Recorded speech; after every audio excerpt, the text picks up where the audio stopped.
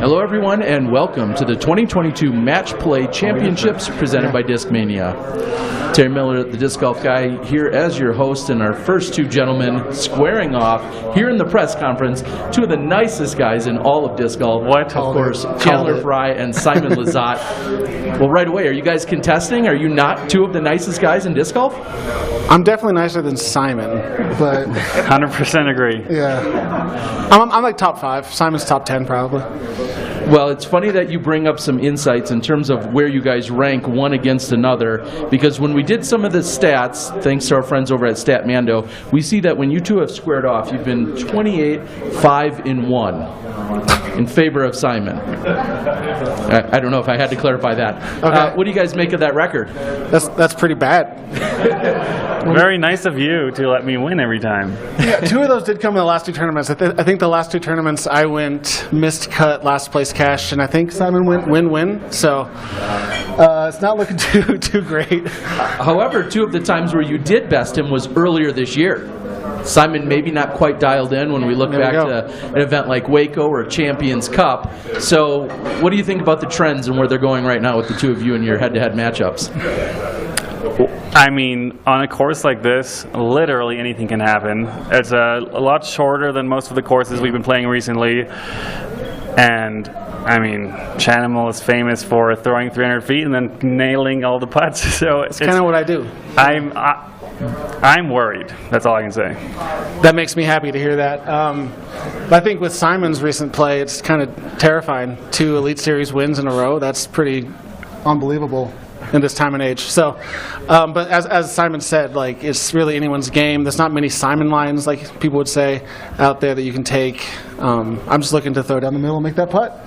Yeah, maybe expand on that just a little bit. When we talk about match play, almost all of the rules and strategies are different because of where somebody places themselves. You're really only playing against your competitor. So explain how maybe there might be an advantage, whether it's a long putt or some other strategy that comes into play for you guys. Match play, we never get to play match play, so I'm really excited. I missed it last year. So it is very mentally different to play an opponent and not play against yourself or the course. And this course is so physically challenging just because we're at altitude, of course. Breathing is hard, and there's some long walks between holes. Just getting up to hole 1, you're basically done for the day. That's how I felt. Yeah. So it'll come down to physical fitness. So how are you feeling? I feel great. I feel great. Nice. I was making sure I'm drinking water, and I got my Gator light out there, but yeah, I almost threw up after the round today, so it's tough out there. It's tough out there. Well, and Simon, this year you've had a different approach, of course, due to family life. You've been coming into a lot of events almost last minute. So talk about your preparation. What were you able to do for this event as compared to a few of the previous events? Yeah, my game plan usually is to travel a day early before the event and get 1 practice round in just to keep it as simple as possible, because my brain is usually my biggest opponent on the course. So I want to keep it as simple as possible. Don't even overthink any shots or any holes, because if you only play a course once, then there's not that many options that you've ever played those holes before. But I got here Tuesday night, so I got to play yesterday, I got to play today, so I feel way over prepared, so I don't know what's going to happen tomorrow. Yeah, I'm doing the Simon LIZOTTE preparation. I showed up last night, played my first round today, and I'm just quickly trying to acclimate as fast as I can. But I heard that beer actually helps with acclimation, so I'm going to partake in a little bit after this press conference. Yeah, that sounds like a great plan. What?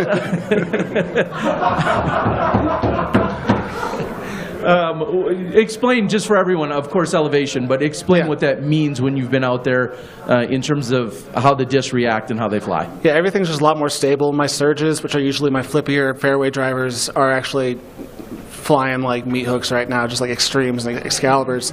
And then the putting, there's no glide. It just drops out. So you got to aim a lot higher than you're used to. And it's just definitely a different beast than what we're used to on sea level. And now between the 2 of you, Simon, you've traveled around quite a bit, as have you, Chandler, but between the 2 of you, who has played more in Colorado? Do you guys have any idea? Probably you, since Discmania's here. Yeah, Discmania's been here for a handful of years. I've played here not too many times. I got to play Solitude last year in Utah, which is one of the coolest mountain courses ever. I was at Lake Tahoe earlier this year, which is not as high as this, but it's close.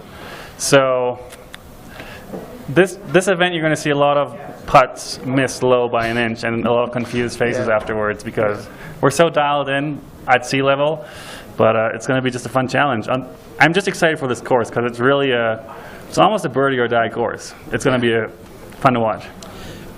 Chandler, I'll throw that at you then. Birdie or die, that's not something we often hear out on the Disc Golf Pro Tour. What do you make of the course in terms of the actual challenge that's in front of you and throwing those shots? Yeah, I think we have to be aggressive, especially with Simon on the card. He's going to be going for everything, so I have to be going for everything as well. But like you said, there's going to be a lot of missed putts. Hopefully not tomorrow, but over the course of the event, there's going to be a lot of missed putts from all the competitors. And I think we just have to figure out that new putt and dial it in and get it going. And now, have you guys looked ahead? Of course, this is the first matchup between the two of you in match number 1. What have you guys looked ahead to in your other matches within your pools? I got a bunch of scrubs in my pool. I got Simon, and then like this guy named Joel Freeman, and then Anthony Barela. That's my lineup. So all the short arms. Yeah. You're playing literally against all the shortest arms. If we're playing like Lendevere at Portland, I'd be scared, but here I'm feeling good.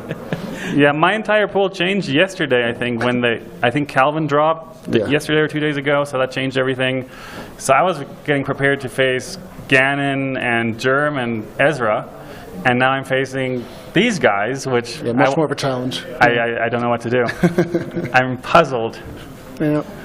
Is there anything about a game plan that you'd share for everybody at home? I know we talked about the strategies, but what would you say to someone who's never watched match play or maybe understands fully what is going to go down? Is there anything you'd want to share? Any insight you could provide to somebody at home? I mean, it's very comparable to skins. Kind of if you're out of position, you pretty much got to go for everything. You got to watch what your partner's doing, and not partner, opponent. It's more of a match. You're playing one other player, and it doesn't matter really what you score as long as you beat the other player, you're good. I think this is my second or third time playing match play, so I'm still kind of learning the rules as we go. I'm reading all the emails and everything, so I guess I'll say it's okay not to know the rules. Just watch and have fun, enjoy good shots. The only person I wouldn't ask would be Simon about the rules while you're out there. I'm not sure he'd give you a straight answer. No, definitely not. Not on the course, no. I'm going to probably close them all out this way. Is there anything you two need to look into each other's eyes and say about this match? Good luck, man. Yep. Honestly, I couldn't be playing against a nicer guy. It's hard to trash talk this guy because he's just a good player and a great person, a great dad. So I'm humbled and honored to be here with this man. Nice. I think it's going to be exciting. Let's go. Yeah, you guys are a couple of softies. Thanks for joining us. Appreciate it. Nice. Good job.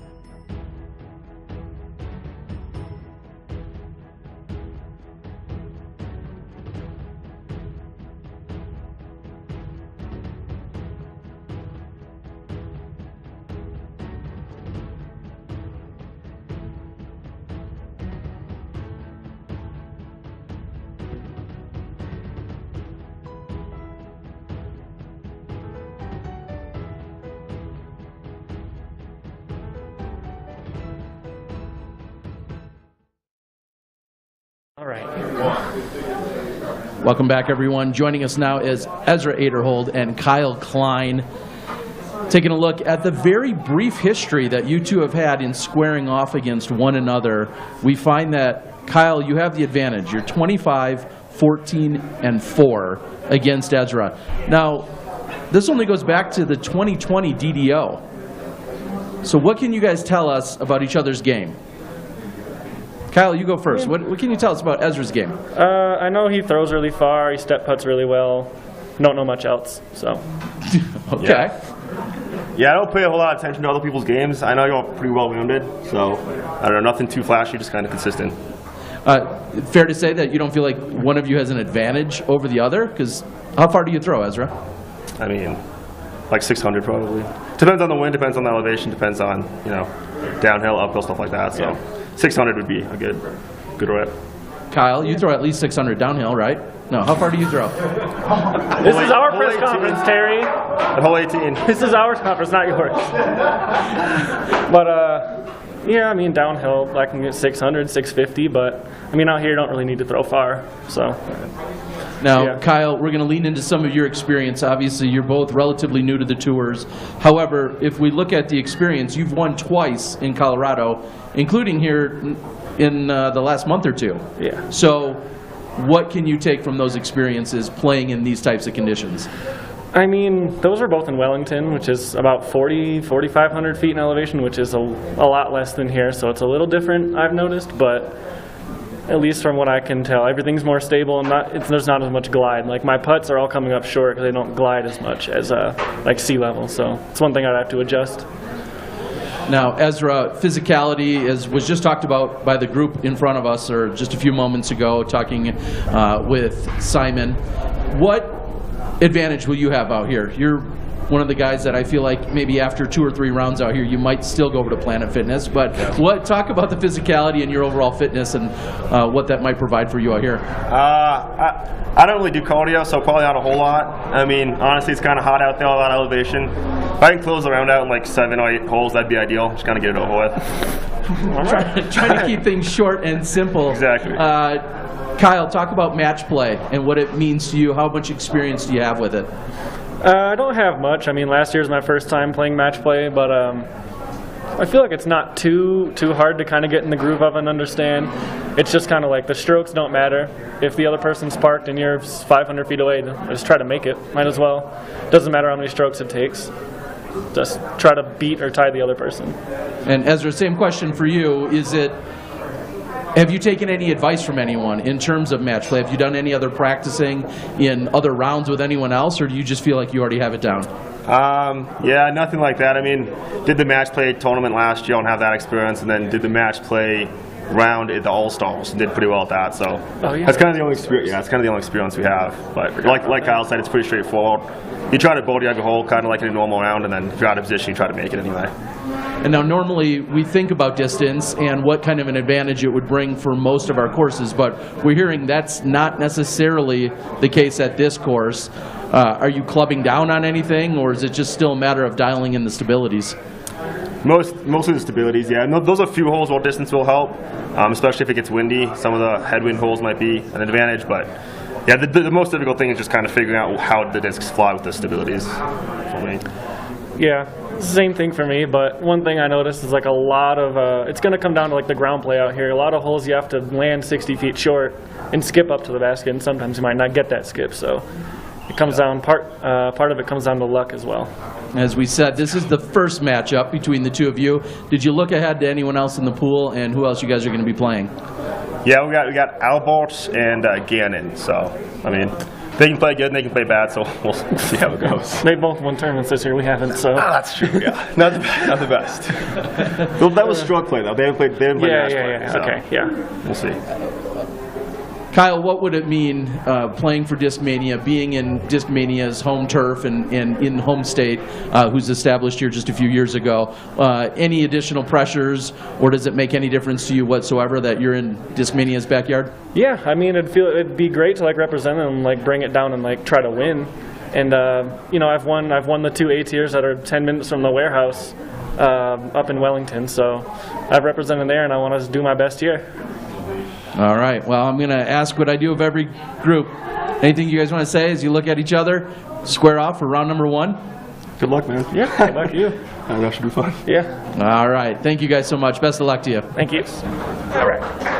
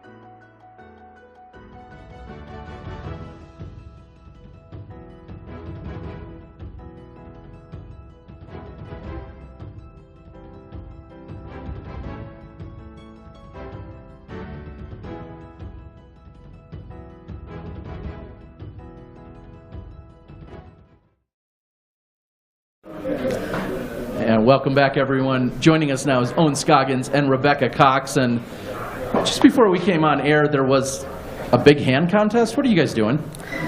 I was just comparing my hand size to Owen to see how big it is, and See that? mine's bigger, so It's already not I win fair already. here. Already not fair, she says. So let's get right into it.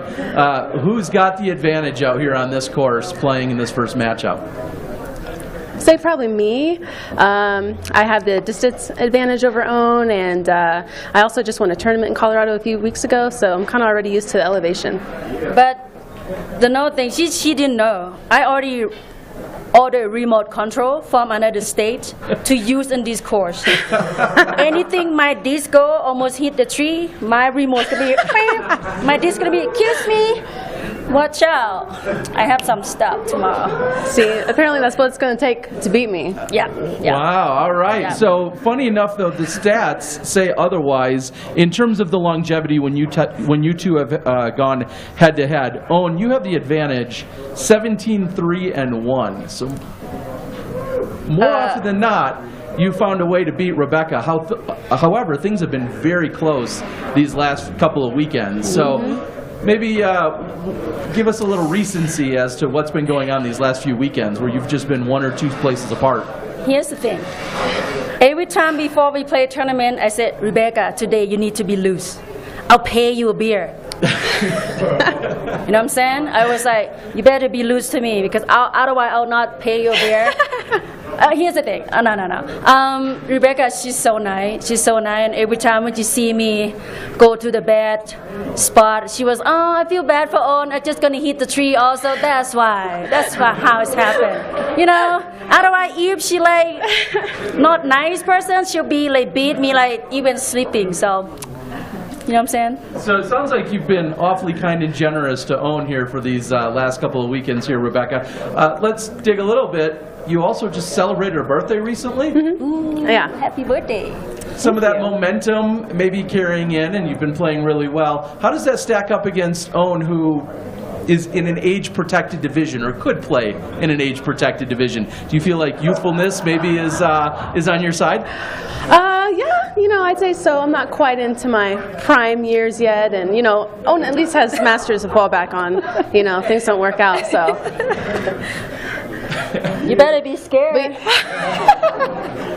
Hey, you know what? She's very good for her age, you know. She's so old, but she's still beating all these other women out here, okay? The power of salads and all. Kidding. Over here. Owen, we see you flexing out there quite a bit after some shots on the Pro Tour. This course doesn't require as much distance, and we usually see people scale back in terms of the stability of disc. Does that give you an advantage out here? Really? I didn't know about that. I'm thinking this weekend, if anybody who know how to use the disc, and then they already throw far and use the right disc, I think they should be like get it done very easily this weekend, because throw far is good. Use the right disc is the plus. And then, of course, accuracy.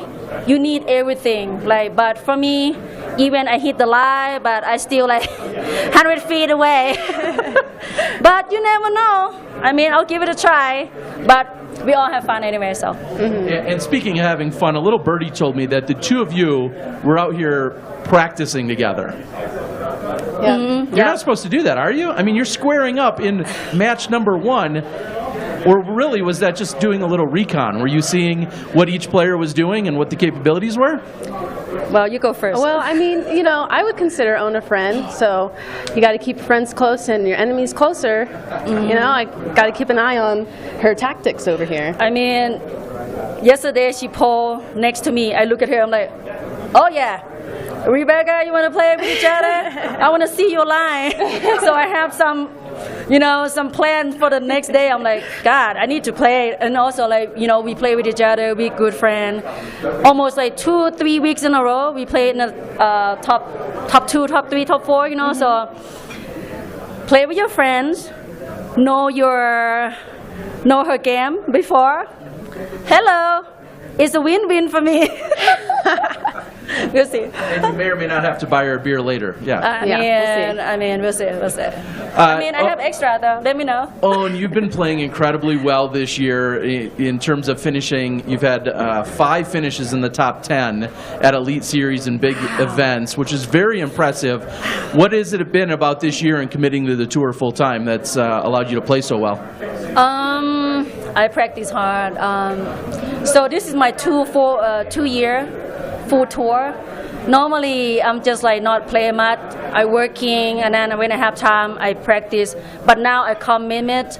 I quit my job, another job, and then just go full time practice disc golf. That's why maybe my game is getting better. And also maybe just lucky, I guess. Here and there, you know. And a lot of players, they're good player, but maybe I just have a little bit more luck. I don't know. But I think the practice is playoff, yeah. Hey, and some weekends we see your husband Justin on the bag as a caddy, and then some weekends he's not available. This seems like it'd be a great weekend to have a caddy. Are either of you blessed to have a caddy along this weekend? No. No. I mean, my husband will come with me, but he's not able to carry anything heavy yet because with the hip surgery. So I'm not even don't want him to walk with me this weekend because everybody know like and on the rock and all kind of things. So he might fall. So we'll see. If he listen to me, I will be like bring all the drink and the chair. Just sit down and watch me from above, whatever.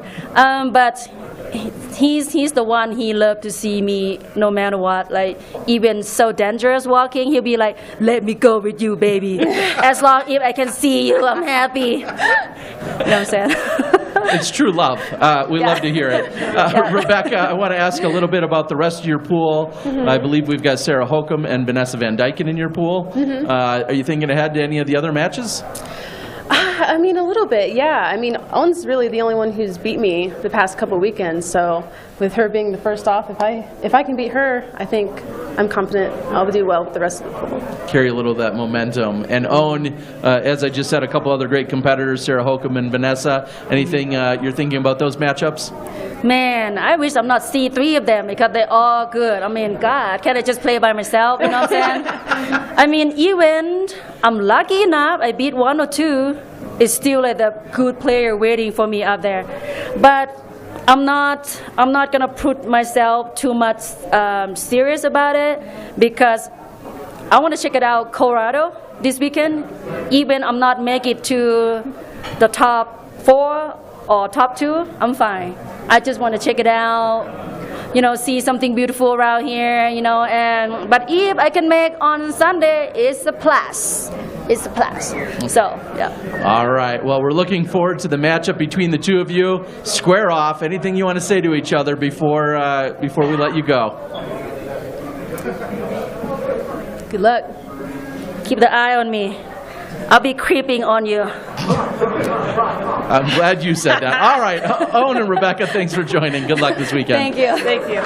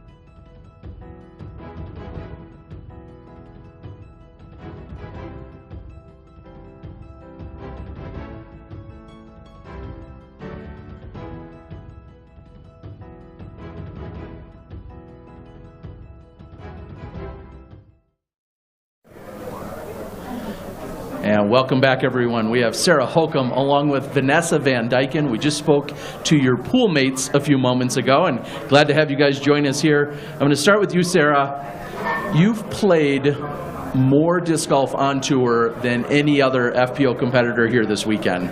So immediately I'll jump into what experiences are you going to pull from to play this weekend? Well, certainly other mountain courses that I've played, you know, I really like to perform on mountain courses. It's fun to throw up and down big elevation. So, you know, that and the practice I've had so far. And you've also won 2 out of 3 events that we've seen you start in Colorado, so of course, pulling from that experience. Explain to everybody out there, maybe not your competitor, but explain to everybody else out there what it's like playing in elevation golf. Yeah, it's almost like you're playing in a tailwind the whole time. You know, everything is more stable than you're used to. So I try to picture that I'm throwing a different disc than I'm actually throwing. So that subconscious doesn't try to overtake the body and throw the shot that you throw with the normal disc in your hand. So it's a little bit of a mind trick, I think. Well, VENESSA, there you got it. A little bit of a mind trick. She's going to bring them. What is your plan this weekend? How are you going to be attacking the course?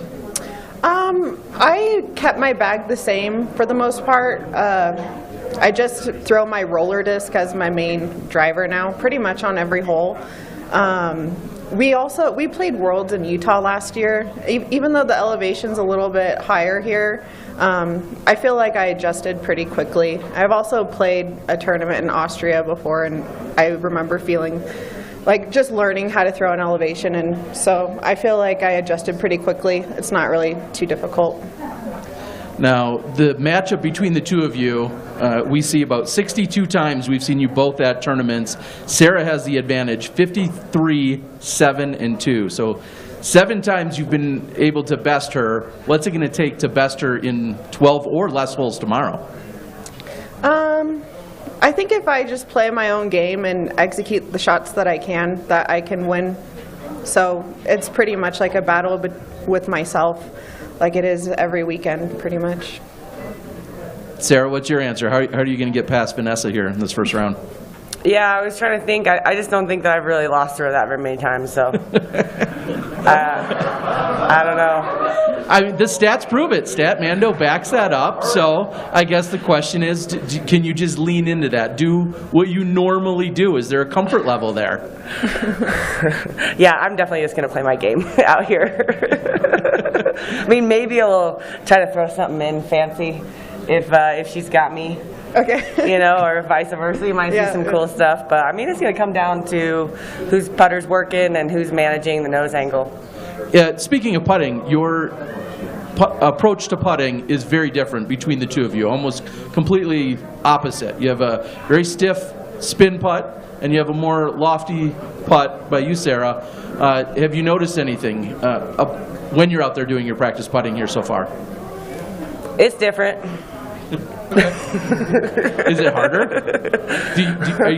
Are you having a challenge getting it there, keeping it in the air? What is it? No, it's staying in the air pretty good, actually. So that's going to be the challenge, is to dial in the height.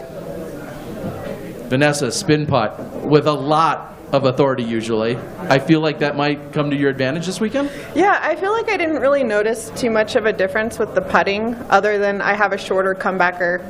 So it's a little more comfortable to putt in the elevation, perhaps.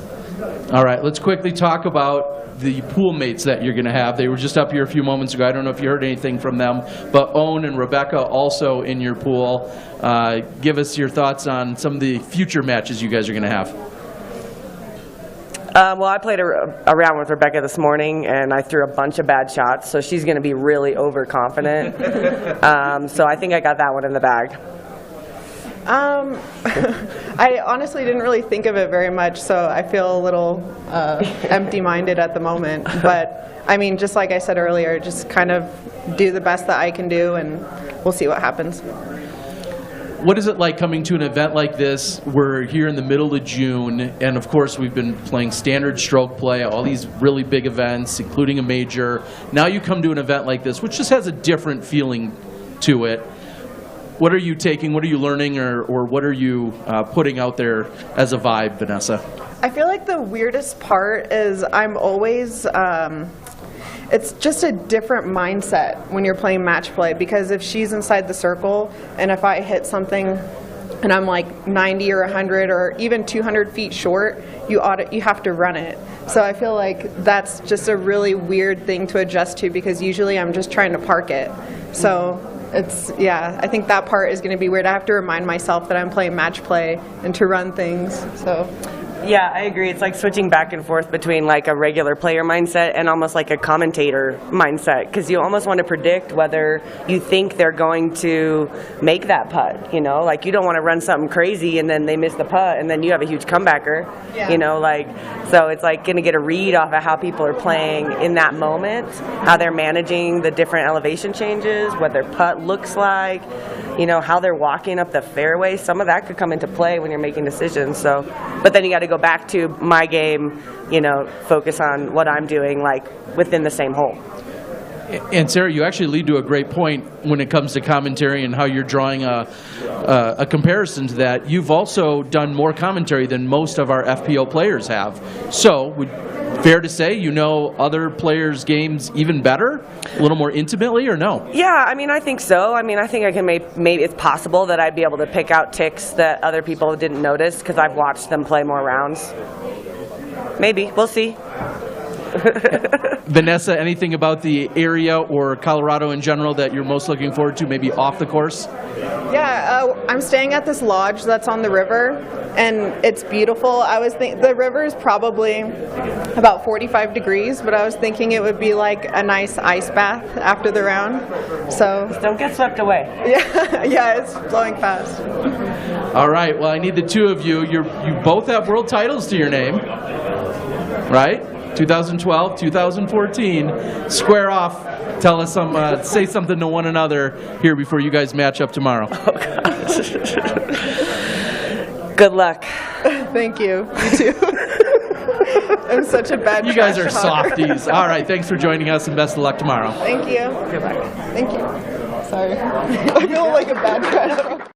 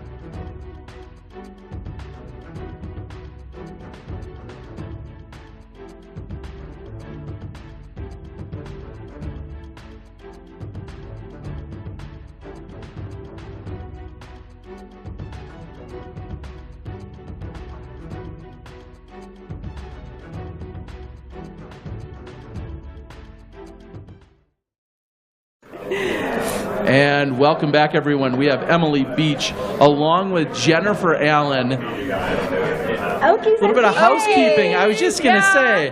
Almost. Come on, let's not get too friendly here. I went and changed shirts so we could match. So, both with Oklahoma roots, both sponsored by Innova Champion Disc. Both crush. Both crush. Now, tell me, who's got the advantage? I've played this course before. So I came here in 2019 and played the Harvest Open A tier. So I love the course. We cut out a few of the holes that I really liked. I played here, but I mean, a couple of the holes have a good lefty angle at it. Yeah, so, I agree, yeah. Sorry, 50-50. I feel like it's pretty split. I mean, you're a seasoned pro, and I've had a couple of weeks to get acclimated to the altitude and just get used to throwing lighter discs and different angles. It's pretty different. And that's exactly what I was going to ask is, what does it take to come out here? When you guys both throw with so much power, do you feel like your power translates still when you come to higher altitude? Or is there something with, because you're used to throwing probably more stable discs at lower altitudes, now you have to come to these higher altitudes and throw less stable discs. So is it more or less of an adjustment for you? I feel like there's less glide, so you have to put a little more pop on it to get the normal distance that you'd get at sea level. But, I'm playing with my son and daughter's discs, so they're really light, and they're fine. And we opened by talking, of course, about you guys both having the Oklahoma roots. How often, if ever, did you play against one another back there? A lot. Quite a bit. Okay. Quite a bit. Yeah. And I don't know when I was actually trying to think about when we met, like 2010 or earlier? Probably earlier. Earlier than that, like ever. Yeah, like I started playing in 2013. So I probably, but you were, you then. you were one of the people who encouraged me to get playing because I wasn't feeling, super awesome about disc golf, but all the Oklahoma ladies kind of There wasn't many women back then, so we always encouraged everyone to get out there and play. So I'm really glad to have them to you guys help me with that. Way too friendly. No, Emily, you also have a little momentum in that you've already won here in Colorado, right? And that was recently. Talk about some of the experience that you gained there. Certainly at a different elevation, but talk about some of the experience that you gained in coming up victorious there. I guess just learning to throw on more of an angle. Like normally my leopard would flip over for me. It's flying like a T-bird here. So yeah, just kind of learning those angles and putting more pop on the disc. I don't know about more experience or whatever, but I don't know.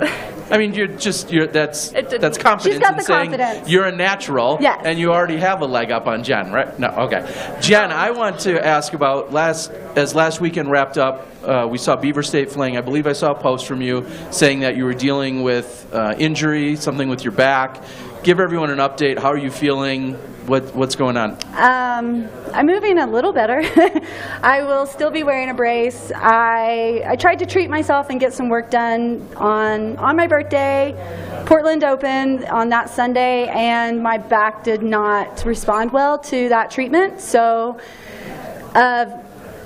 don't know if I've ever played in that much pain as I did at Beaver State. So it kind of put myself in like a different mindset. Like it slowed everything down, made me really focus on just like throwing the shot because it was so painful. So I'm definitely still not 100%, but I feel like I am moving a little better. For me to hear you say, after a very long career playing disc golf, for me to hear you say that was the most pain you've ever played in, and here we are just 4 days later, that sounds dicey. No? You're confident to go out there? If I can make it through last week, I'll be fine. I have my son caddying, so I don't have to carry my bag, and it's 12 holes, so I'll be fine. All right, let's talk a little bit about the pool. What have you guys looked ahead to? Who else you're going to be squaring off against in the rest of your pool in the next couple rounds? I think it's the Crusher pool. I agree.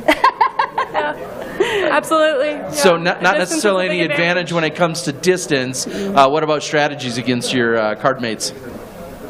I'm not giving that up. I'm not keeping that to myself. Hole by hole. Yep. No strategy. Just hole by hole. Absolutely. No matter who we're playing. All right. Any off-the-course things that you guys might be looking forward to as so many people talk about the beauty and being here in Colorado? Anything else that you're trying to take in, or will the course be your top concern? No, there's a couple of swimming holes that my boyfriend and I are going to try and check out that are pretty close by. So we love swimming, so yeah. My boys are with me, so I flew and drove back to Arizona for a day, grabbed my boys, came up. So we will be going to do some fun stuff. They want to go see Top Gun. I saw it without them. So we'll do that. And my brother used to live here, so he has mentioned a couple of awesome courses that I'll try to take my son to go play. Maybe. All right. Well, you guys know each other pretty well, but this is serious business, so I need you to look one another in the eyes. We can't just go. Come on. We need some, whether it's polite or otherwise, we need some kind of intensity between the two of you. Okay, we're gonna flex them. There we go. I don't know if they'll laugh exactly. Oh yeah, that didn't work out so good. Okay, did we it? have to be serious. Okay. Is that UFC-ish? Yeah, Yeah. I was looking for the staring contest. Well, Emily Beach, Jennifer Allen, thanks for joining us and best of luck this weekend. Thank you. Thank you.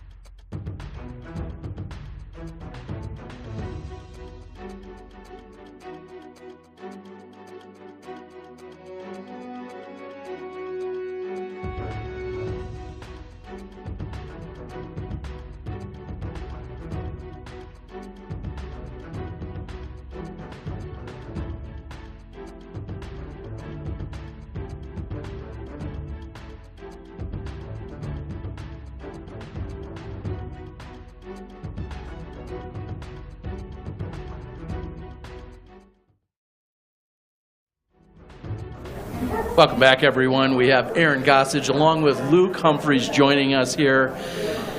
I'm going to start out with some stats. Easy one to go to is Statmando. And Luke, I don't know if you know this, but you have a slight advantage over Aaron when you two have squared off one against another at the same events. Luke, 17-3-1. So just barely an advantage of what we're seeing over Aaron over all the tournaments that you guys have played.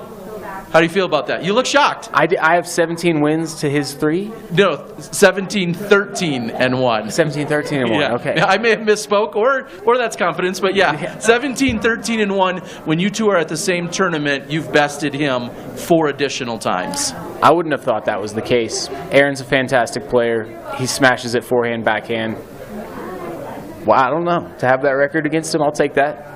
Okay, well, a couple of very early season performances certainly helped your stats. But Aaron, you're Mr. Colorado. I'm going to read a note here that says you have the most wins in Colorado out of any other MPO competitor here. 14 out of the 38 events, including the 2021 Colorado State Championships. We're on your home turf, aren't we? Yeah, a little bit, for sure. Talk about that. Yeah, I'm glad to be back in Colorado. There's a lot of home field advantage things going for me here. This is where I grew up, how I learned to play. So the elevation's a big deal, both driving and putting. I think I'll have a little bit of advantage there. And then, of course, I played the course before. I played a few tournaments here at Bailey, so I think that'll help me out as well. Elevation gets brought up time and time again by myself, everyone else you're playing. are we making a bigger deal out of it than it is, or is it really as challenging as we keep talking about it? And how would you describe it to the rest of the world since you're so experienced? So I think it is as challenging as you're talking about. One of the things you'll notice is Colorado players just snap the disc really hard. And that's one of the things you have to do to get glide in Colorado, is you just have to get lots of torque on the disc. And that's just a common thing. When I've gone down to sea level, that's when I started throwing a little smoother forehands, things like that. And then I'm sure players like Luke, who are very smooth players, you know, all-around game, they'll see a big difference between playing down at sea level and up here in the at altitude. And when you call him smooth, are you suggesting there's a lack of snap? Yeah. Is that the polite? You didn't say it like that, but yeah, it's cool. I don't snap it like him. I'm fine on. This is GOSSAGE's first cousin, twice removed. Dude, his uncle, Hall of Famer, one of the best pitchers to ever play. He's got the genetics. That might be the case, but I'm going to look to you, Luke. You are as storied in golf. You've played more golf. You have more golf experience than anyone else here competing this weekend. Talk about the mentality of match play. Talk about understanding the game of golf and then what you bring to the disc golf course in an event like this. Yeah, I love the Ryder Cup, the President's Cup, all of the events in the ball golf world that use the match play. So I'm definitely familiar with it. I think it'll have a little bit of an advantage. One of the only advantages I'll have against Aaron. But there's times when you need to be aggressive. There's times when you need to play your own game. And it's a lot of just putting it in the fairway, putting it by the basket, putting the pressure on your opponent. And then expand on that a little bit. Is this your favorite format, or is there another format within golf that you really look to and you'd like to even see us play more? Well, I'm partial to skins, obviously, but I do love match play. I think that only losing one stroke or gaining one stroke per hole kind of keeps things close. It's more of a battle till the end. I think it's great for spectators in that way. And it's just a mental battle, which is our entire game, but this is like another step in that direction as well. So I'm stoked to play. I think this is a great format. I think the fans are going to enjoy it as well.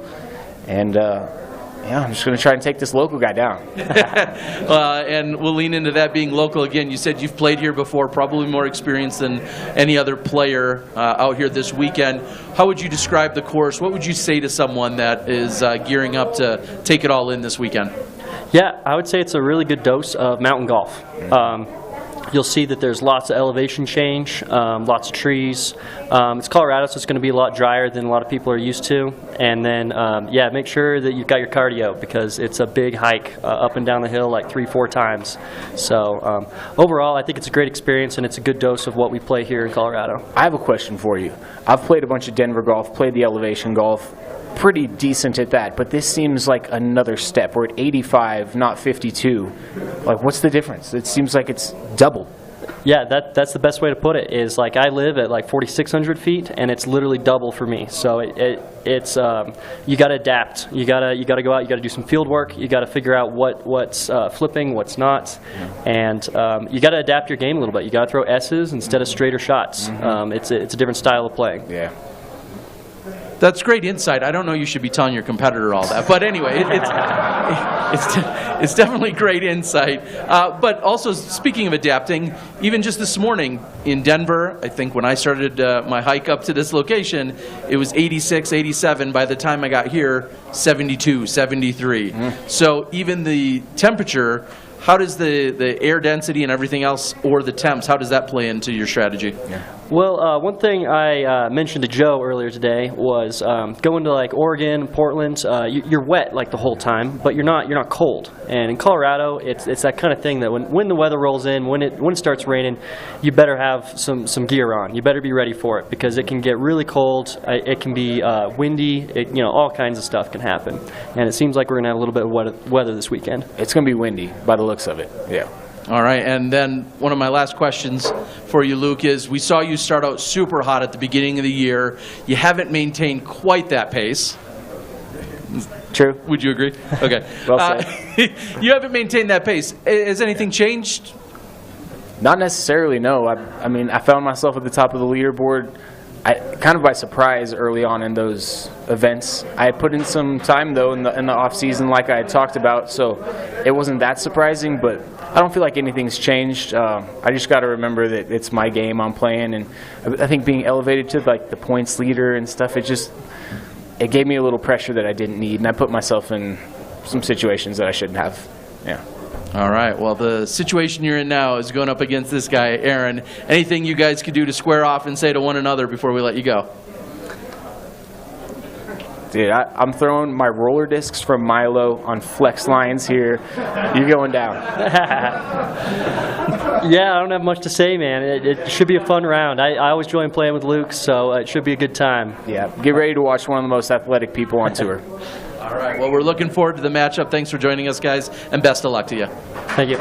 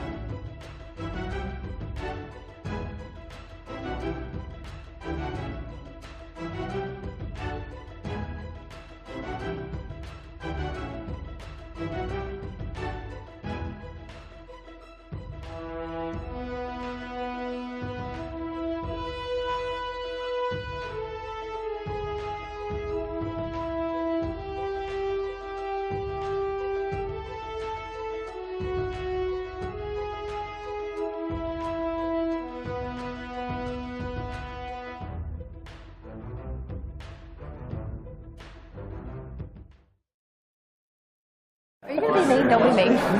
And welcome back, everyone. Joining us now is Ella Hansen and DEANN Carey. Guys, we're going to have to put all the giggling aside here. This is serious business, isn't it? Yeah, I'm ready. Yeah. The smiles say otherwise. Actually, let me rephrase that. Clearly, you guys can come out here, have a good time at an event like this, playing in such a unique format. You're both relatively new to the full-time tour season in the last few years. What does this mean? Ella, I'll start with you. What does this mean to play in such a format? I'm pretty stoked. I mean, I'm excited to play pool play. I haven't played pool play in a couple years, coming from Ultimate. Done a lot of that, so, and I'm excited for the match play. I feel like, you know, it plays well to my game. I'm excited to throw far. I'm excited to get some birdies and not worry too much if I get, you know, a quadruple bogey or something in there. Yeah, it should be fun. Those shouldn't be a problem. Let's elaborate just for a minute. Pool play is not a phrase that's thrown around often in disc golf, but like you just said, in Ultimate, it is. Where do you draw the similarities? What does that mean to you? I mean, I just, you know, I know a lot about the tournament format, pool play and brackets and stuff, and I don't know. I'm excited. I have won 2 world championships. DEANN, I don't know how many you have, but Not in disc golf. Not in disc golf. just throwing that in there. Just Throwing saying. it down. Well, I'm going to throw down. Anything? I have 2 amateur world championships, or doubles world championships. but- I will throw in a few more statistics, and unfortunately, DeAnn, they're not in your favor against Ella here. The 22 times you guys have squared off at events, she's gotten you 17 times, which means you've beat her 4 times. What's it going to take to get past her this weekend? Well, it's match play, so anything can happen. And when you say anything, what are some of the things that you lean into? It's a 12-hole match at elevation. What are some of the things you're leaning into when you say, well, anything can still happen? I'm just going to throw it in the middle and hope she messes up. Okay, finally some honesty here, all right? Normally, a competitor goes out and says, all I care is about how I do me against the course. Very different mentality. Any voodoo dolls, anything that spells or that you may put out there, DeAnn? Nope. You can have a voodoo doll of me, start sticking pins in it. I'm not that mean. So let's elaborate on the pool play. Some of the other competitors that you guys are going to be squaring up against. What are you looking forward to in your next couple of matches? I'll go first. I mean, I'm pretty stoked. I feel like, you know, Jen can throw it really far. Emily's a lefty, and DeAnn just had, like she said, she throws it in the middle. She got super solid game, so I'm excited. I am very excited to sort of do matches against 3 different, really different kind of styles of players. So that should be pretty fun. And I'm also excited to like lean into my. I feel like when I'm playing, I always have an instinct to like beat one of my card mates on the hole, and I try to not do that in normal tournaments. So I'm excited to get to like lean into that a little more. You're going to make it personal, right? That's what you're telling us here. Yeah. Not just you against the course, but instead you're going to make it personal.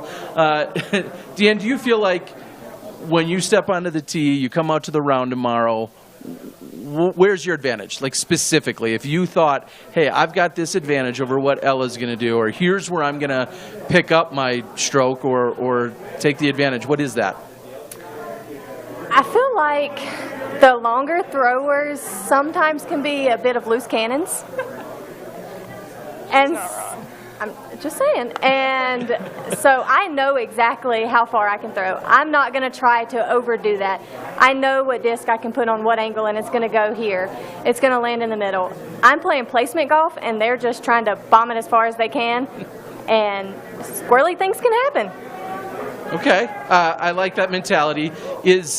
Have you guys noticed anything with the putting? We talk about how the discs are flying, There's no specifically putting, No obviously. glide. Yeah, like just dropping a lot quicker. You than have to put it in the basket. Yeah. Okay. Does that just mean throwing harder? I mean, I don't want to oversimplify that question, but Basically. is that for you just mean throwing it harder? Put more spin on it. Okay. And make sure you get it to the basket. Ella, playing on your sponsor's home base here in Colorado, does that mean an extra visit to the factory? What does that mean for you when you're in the area? Yeah, I went to the factory a couple days ago. It's always fun to go there and see all the cool discs, pick up some new ones. Got my hands on a couple Sky God 4s, so I'm stoked about that. Yeah, I mean, obviously when it's a tournament sponsored by my sponsor, I want to do well, and it's just cool to have a lot of people out here supporting. So I'm excited. And DeAnn, if you could, get into a specific for us. What's a disc or 2 that maybe you took out of your bag that you just don't feel like you're going to even bring along? Or better yet, what's a disc or 2 you added to your bag for this weekend? I thought I was going to add or take away disc, but I haven't done anything to my bag at all. It's basically just the same disc that I throw. There's some that I probably won't pull out as much, but just more of utility disc now, like a Halo Destroyer. I only need that on certain shots. But I'm just leaning more onto my flippy fairways versus my distance drivers. Okay, same question for you, Ella. Yeah, my first practice round, I did switch out a couple things, and then I was like, kind of same as DeAnn, I was like, man, just going back to the normal bag. Yeah, same kind of deal, like, discs fly a little bit differently, but like, I think I'm, relying on mostly mids and fairways. just things that go straight and throwing them well. All right. And is there anything about the course specifically? Of course, you know, how discs react to it, but what about the course specifically? Any advantage or disadvantage that you feel like out there in competing on this course and the layout that it's provided? Whoever has the most endurance on the course, really, because it's a hike. And especially with us playing 2 rounds tomorrow, it's really whoever's going to be the least tired. Yeah, even in my practice rounds, like I could feel myself getting a little tired, like getting up to 11 and 12. So yeah, I'm gonna make sure I'm hydrated and fed and ready to go. I definitely shouldn't have put new putters in like last week because they're already getting real chunked up on all the rocks and stuff. But yeah, I mean, it's a fun course. I would say it's like very different than any of the other courses we play on tour. So. Yeah.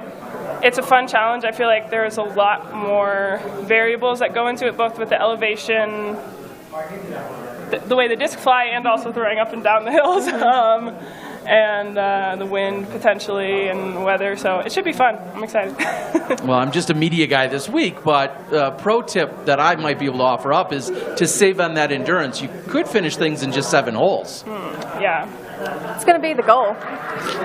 Yeah. But we'll see. All right. I need you guys to square off against one another. Look at each other. Nice. You can be mean, you can be nice, but what do you got for one another? Final thought. That's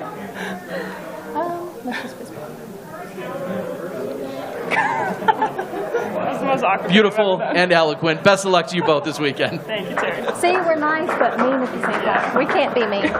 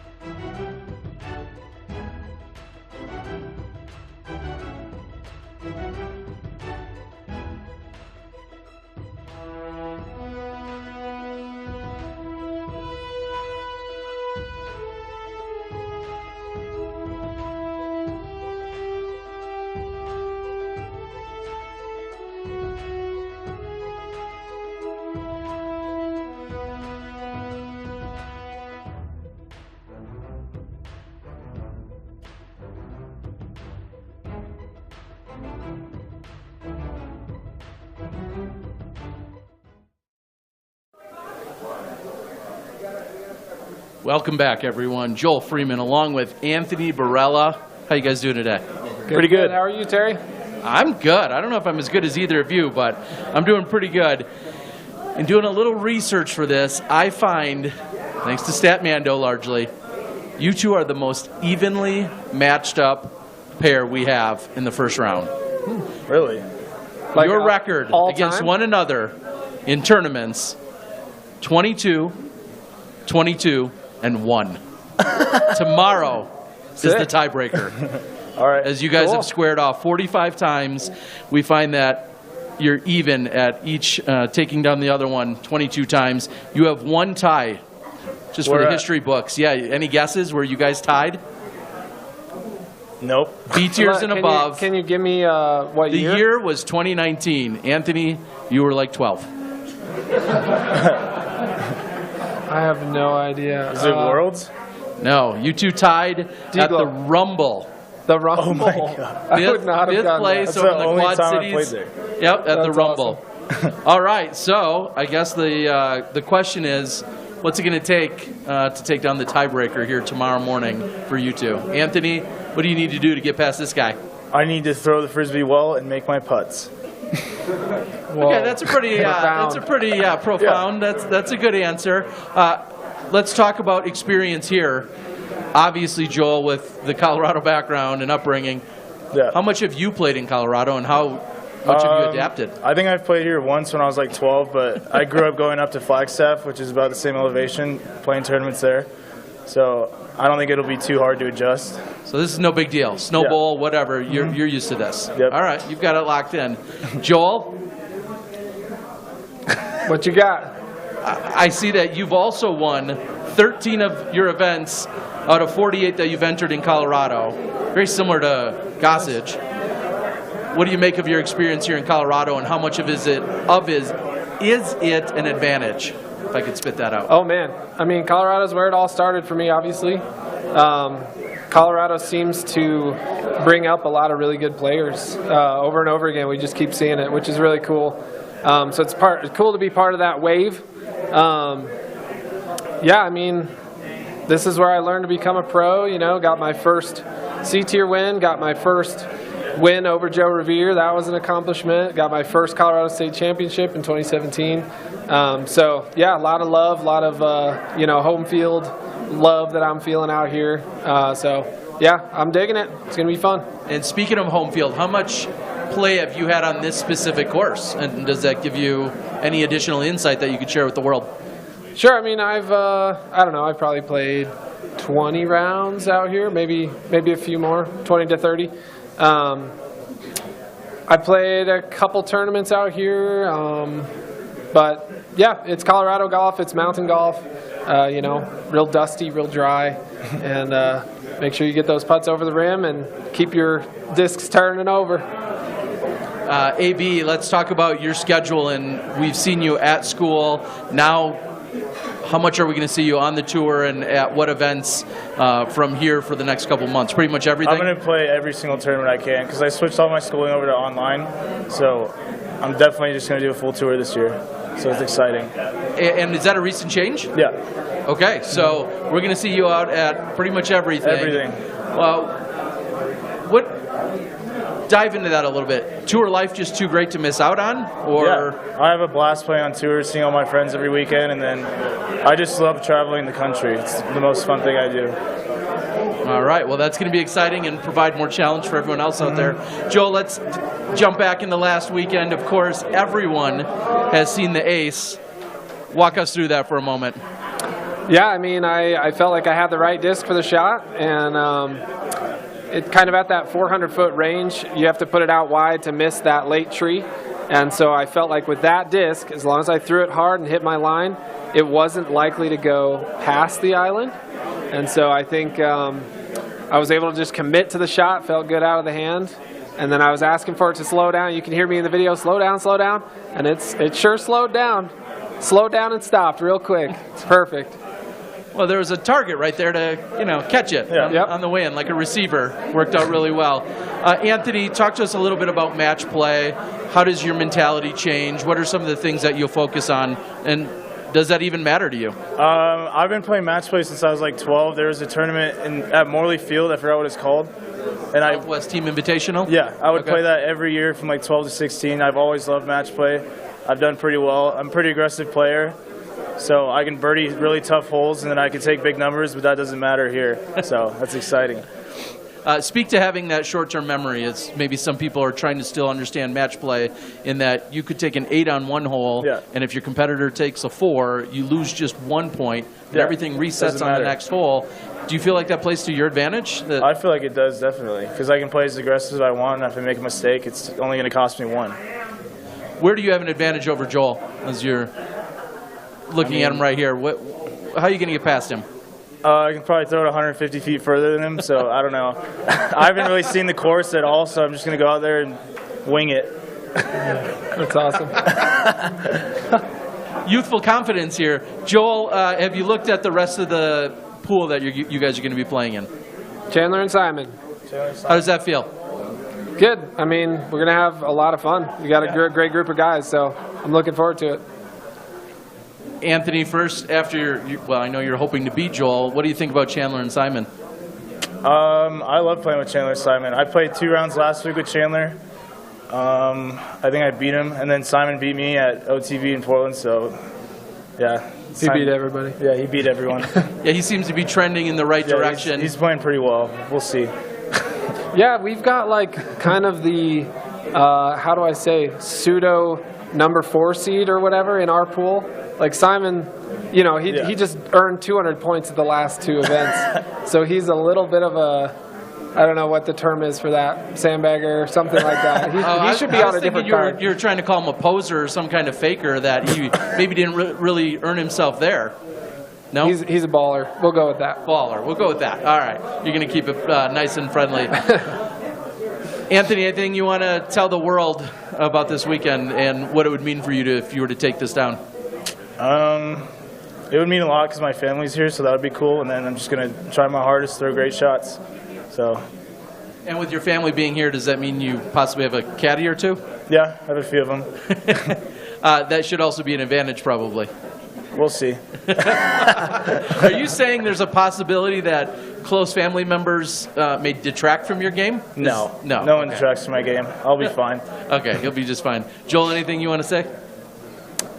I mean, we'll find out whether it's an advantage or a disadvantage tomorrow, right? We will.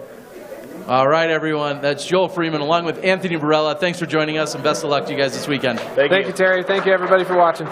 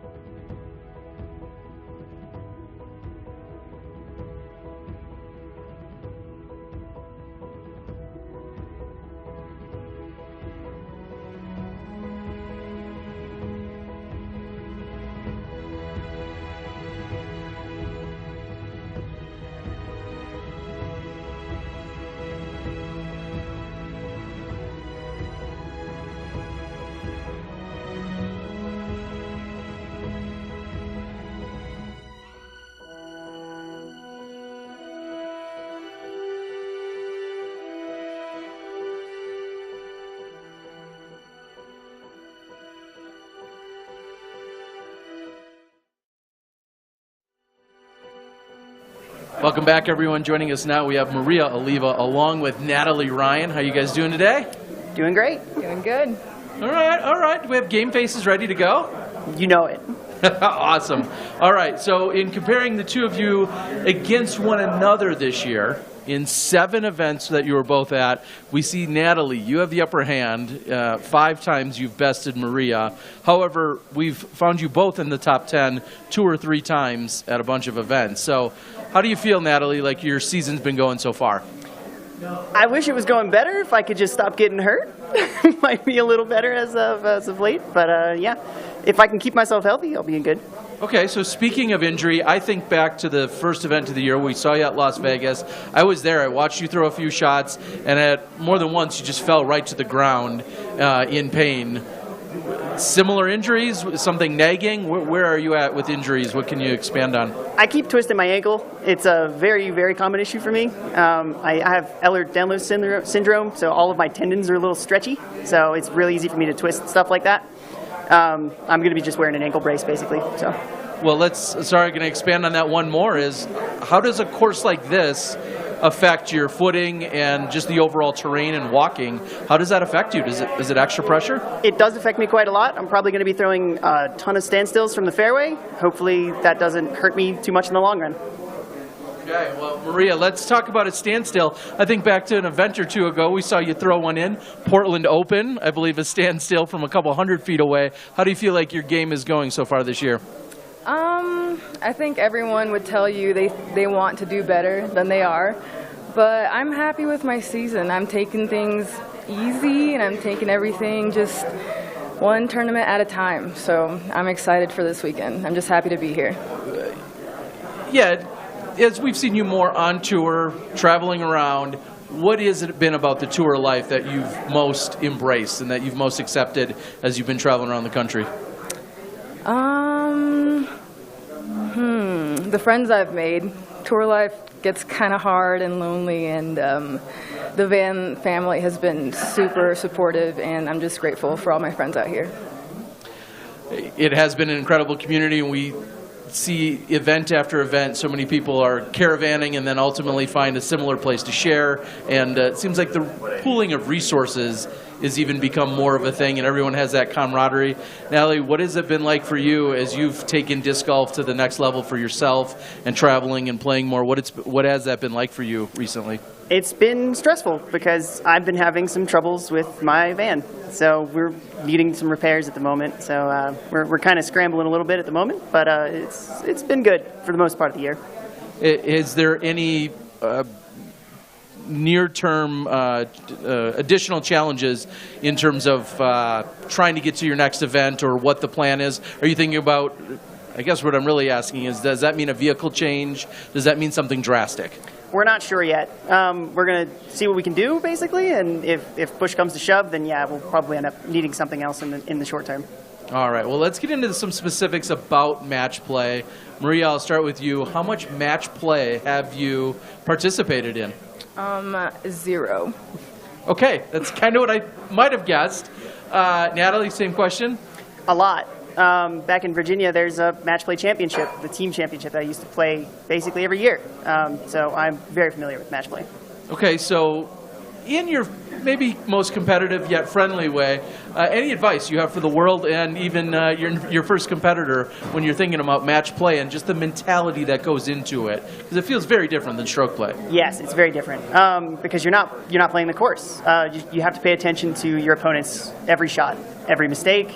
You need to know what they're good at and what they aren't.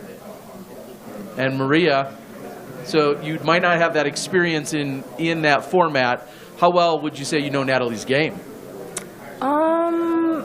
Not that well. I tend to not pay attention to anyone's game but my own. And yeah, I take every tournament the same. Like, I'm just out there playing my game, and if my best wins, cool. All right, so what preparations have you taken in with the course? How does it play? What does it feel like to you playing at this elevation? With your Texas roots, I'm guessing you don't have a ton of elevation disc golf experience. What's it been like for you? Yeah, I actually haven't played the course yet. I haven't seen it. So, okay. Yeah, it's going to be fun. But I have played in Colorado this week, so I've gotten some practice, and it's not too bad. I'm definitely throwing my Roadrunner a lot more than I ever have, but should be interesting, to say the least. Okay, so Natalie, I would have to think, hearing Maria's non-time around the track, we'll put, I guess, or her lack of being able to see the course yet, does that give you any additional boost of confidence whatsoever? Yes, for sure it does. Okay, not shy about that at all. All right, all right. In terms of the course, obviously it feels like distance helps at every course you go to, but is that going to be a determining factor out there this weekend? Only on like maybe 3 of the holes. For the most part, the rest are all pretty gettable for pretty much everybody here. Okay, and Maria, you're certainly no slouch when it comes to distance, so I don't know that either of you feel like you have a huge advantage over one another. We keep hearing that the putting is that much more challenging. The putter just drops out of the air that much quicker. Natalie, you have a loftier putt, and Maria, you have more of a bullet rocket fire putt. Yeah. Maybe that's something you can lean on? Yeah, I mean, my putt is always something that I have trouble with, and I've been working on it pretty recently, so we'll see how it shows up this weekend. I'm excited to see how I do as well. Well, don't let off the speed is what I think would be the huge advantage there. Natalie, Maria, anything you guys want to say to one another before you guys square off tomorrow morning? Good luck. Good luck. Ah, very kind and polite. Natalie, Ryan, along with Maria, Oliva, best of luck to you guys tomorrow. Thank you. Thank you. Good luck, bud.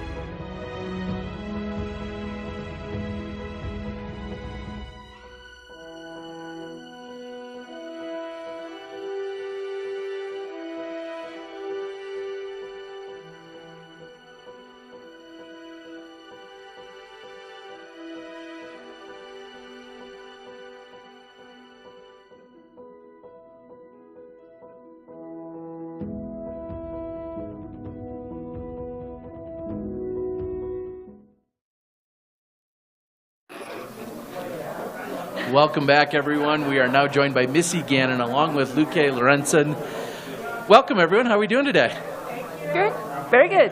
You guys seem to be all smiles. I don't know if that's just a front for what's to come, but I'm going to start with you, Missy.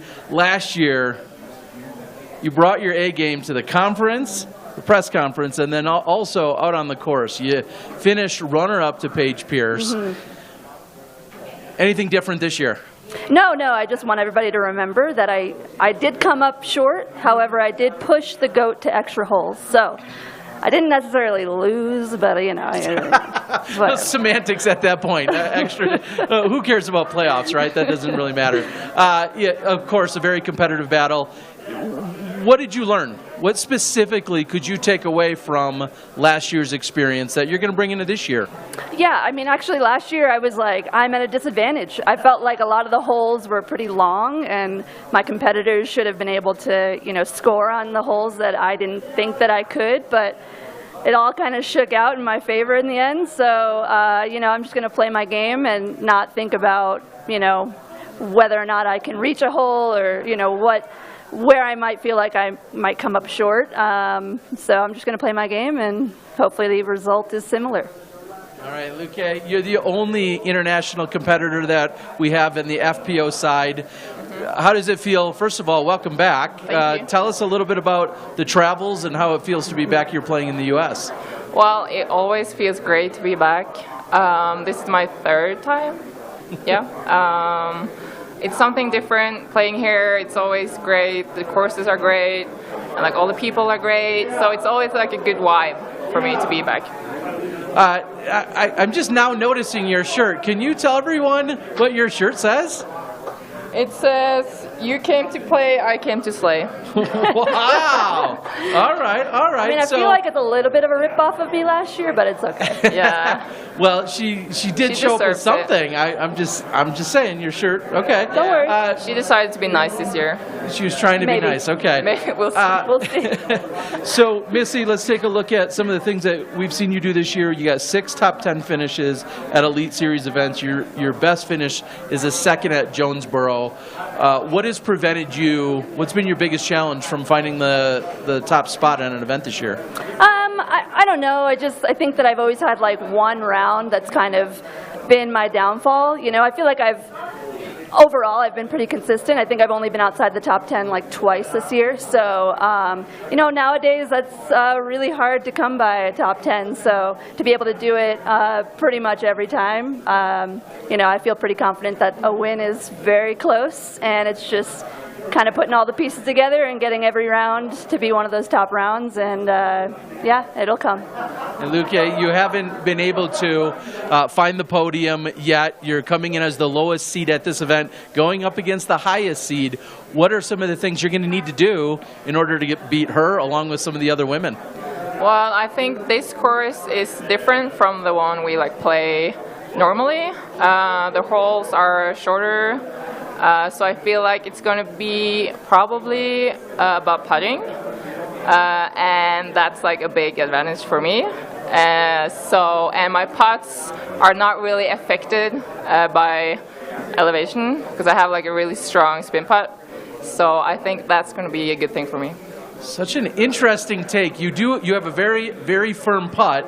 However, Missy would say she's one of the best putters in the world. She is. So this should be a good matchup. I think she was probably talking about her other matches. I think the first match will kind of... No, I'm talking about Missy. I'm talking about Missy.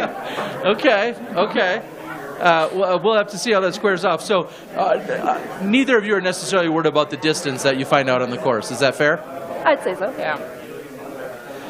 Missy, you've also had a ton of success, of course, here in Colorado. In fact, I think the year was maybe 2016 when I first met you at a Rocky Mountain Women's Championships, playing very well at that event. And what is it like pulling from some of that experience, playing here in elevation and knowing, is it like riding a bike, maybe is the question? Yeah, I mean, I'm happy you brought that up. Some people might not know, I actually lived in Colorado for about almost 5 years. So I've played Bailey like a couple dozen times or so. So yeah, I feel really comfortable out there. You know, I've gotten a lot of rounds out there, so it's going to be kind of hard for a lot of other people. I might have to say that. And let's compare. How many practice rounds did you get in out there? I did one yesterday and one today, so I have 2. Okay, so 20-some versus the 2. I think Missy likes her chances there, but it's got to all play out. What do you guys think about the rest of your pool that you guys are going to be competing against? Are you even worried? Well, I mean, I can't say I'm not worried, but I'm always like, I always think that I'm going to beat everyone, so it doesn't really matter who I'm playing against. So yeah, I'm just going to play my game and see if I win. I feel great. It's going to be a great weekend for me, so I'm excited to get at it and show them all what Colorado's about. All right. One final question for you, LYKKE. With being the only international FPO player, what are some of the responses you get from Norway and anywhere else in Europe when people are seeing you here competing? Like you said, came back for your third time already this year in the U.S. What are some of the things that are said to you, responses that are given about you being here? Well, obviously people think it's cool to have like a Norwegian playing in the States, being like on coverage, being like at a press conference. So the response is great, and I know everyone's watching. I know everyone's like rooting me on, and it's great. Yeah. All right, you got an entire country rooting for you. How does that feel, Missy? I mean, again, I feel like my Colorado roots are pretty strong. I learned how to play in Colorado, so that was another thing I left out.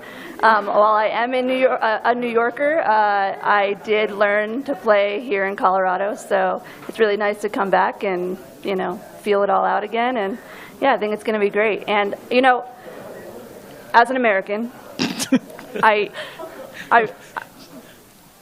it's kind of a tradition. We don't want people to feel left out. We want people to have fun. That's why she's so nice to me. We want to make sure. We really don't like the L word, you know, loser. So, you know, I did get you something. Oh, she did. Oh my gosh, she saved it to the end. I wanted to get you. Oh my god. A participation trophy because I think it's only fair. Really? That you don't leave empty-handed. So, yeah, thank you. I'm happy to give this. It's gonna suck when you lose tomorrow. So. All right, looking forward to the matchup. Thank you. Best of luck to you both. Thank you.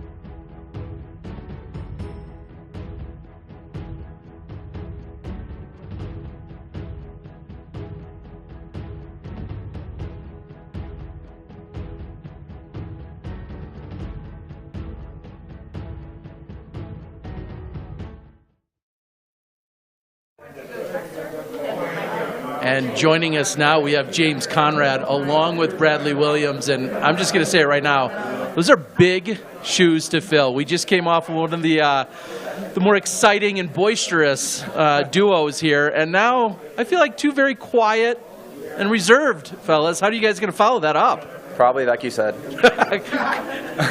We can try, but I don't know if we can quite fill the shoes that we just stepped into. Well, and I had originally thought with you guys being so quiet, will you be one of the more reserved cards out on the course, possibly during this first round, or do things loosen up when competition gets started between the two of you? We get loose, I think, yeah. James and I both like to get fired up for the rounds and the shots, so it won't be like quiet and reserved. When I compare the two of you, I look at your overall standings where, James, you've got the advantage, 28, 20, and 2. But one of those ties was just last weekend, right? Yeah, we just tied at Beaver State Fling, like 14th place, I think, something like that. Not quite up to either of our level of play last weekend, but yeah, it's kind of cool that we tied last week, and now we're matching off a little tiebreaker. I was just going to say an official tiebreaker grudge match. What are some of the things, you guys probably know each other's games relatively well at this point. Bradley, what's something about James's game that you're worried about? I'm worried that he might fall off like the box of hole 1. Okay. James, I'll follow that up and ask, how did I have not been on the course personally, but clearly you're known for needing a little extra space. Do these tees work for you? I'll be able to throw from them. It may be a challenge at times. I think there's definitely, most of the holes I either have to be very careful about my follow through or take a quite short run up, so it'll be a little added challenge, but it should be fun. Yeah, I'm never worried about you being able to throw from them. The question is, can you land afterwards is really maybe what Bradley's getting at here. James, I'd ask the same question to Bradley. What are you most worried about in the game and in the matchup when you guys are squaring off tomorrow? Ooh, what am I worried about Bradley? I'm not helping. I'm worried that, I don't know, I've seen him get hot sometimes, and it just feels like he can't miss. So if he has one of those days, I might be in trouble. But I think his hyzer flip game might not be working too well out here. Yep. Stuff doesn't flip up much. I think I have a little advantage in that I like to crack stuff over, and that can kind of handle the altitude a little better than trying to flip stuff up. So looking forward to that.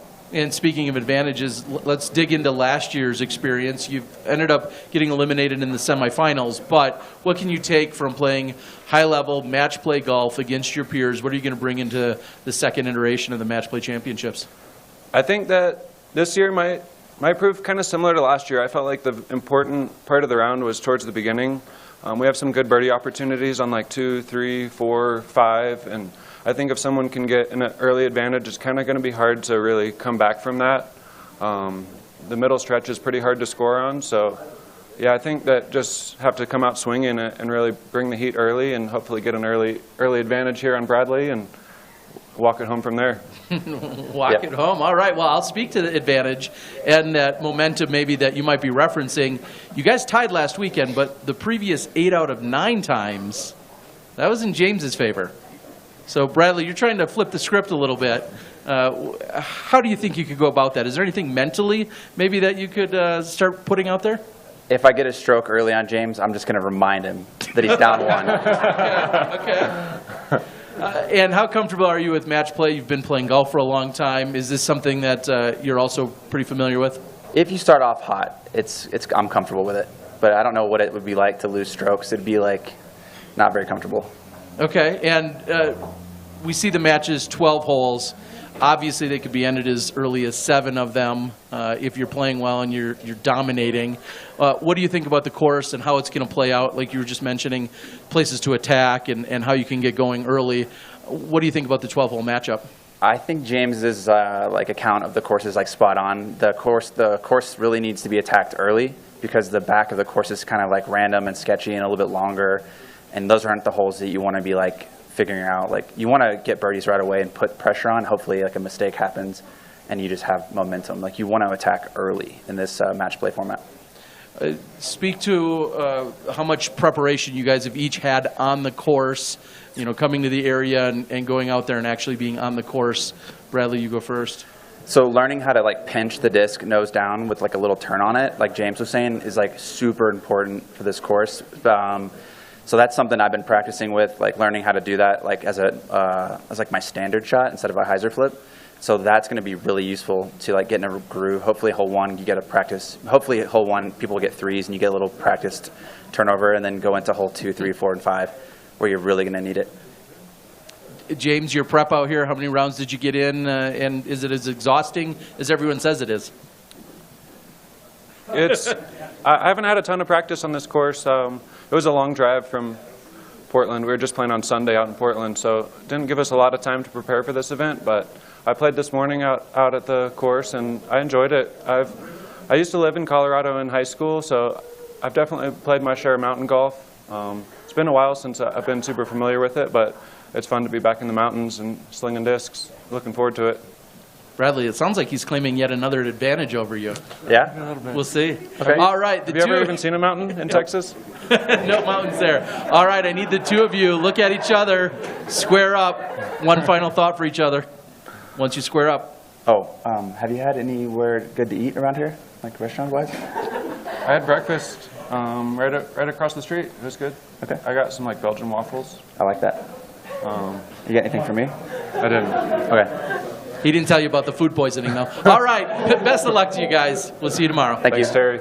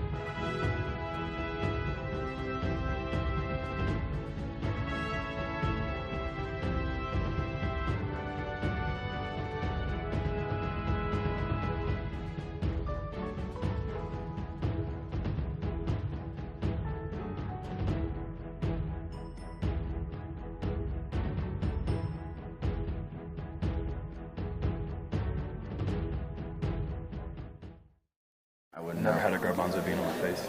And joining us now, we have Kevin Jones along with Big Germ, Jeremy Koling. Guys, are we ready? Super ready. Ready, Terry? Germ's already sweating. I don't know why, but... We'll chalk it up elevation, maybe? Yeah. Just got off the course, Terry. Ah, good answer, good answer. These lights are hot. Also. They are. Well, I'm going to start with you, Germ. Last weekend we saw a post talking about some of the struggles that you had on the course. Here we are just a few days later. How are you doing mentally, physically? Are you ready to go? Doing great, Terry. Can't wait. Okay. What does Kevin think of that? Kevin, is he doing great? I don't know. This is not the direction that I assumed he was going to go in this press conference. Yesterday he told me he was just going to compliment me today. I'm planning on doing that very shortly. It's coming. He is sweating so hard right now. I can smell it. So we are... Plenty of people had talked about you guys maybe being one of the more fun matchups. Where does the trash talking begin and where does it possibly end? Is anything off limits? Nothing's off limits with KJ and JK. We've been going at this for a long time. We trash talk who can eat better, who can dance better at shows. We went to a show last night, and I didn't take my eyes off them the entire time. Yeah, that's not even creepy. So it's competitive, not creepy. It's not competitive. If you look at the paper matchup, sure, he's got the competitive advantage in every single way. Sure, he might be a better player, but if we break down the details, yeah, he can throw longer, and his putt's more accurate, and he's generally better with his approaches, and his mental game's tight. But can he make people laugh with cringy comments? No. So I think if you put it together, I think it's going to be a pretty even matchup in paper that he has the overwhelming advantage in. Yeah, and he's better looking. That's hands down. Yeah, okay. I just wanted to get that clear if there's one thing we needed to cover in the press conference. All right, so no, Big Germ, you're talking about those numbers. Any idea what your head-to-head matchup looks like between the two of you? Not great. Heavily advantage of KJ.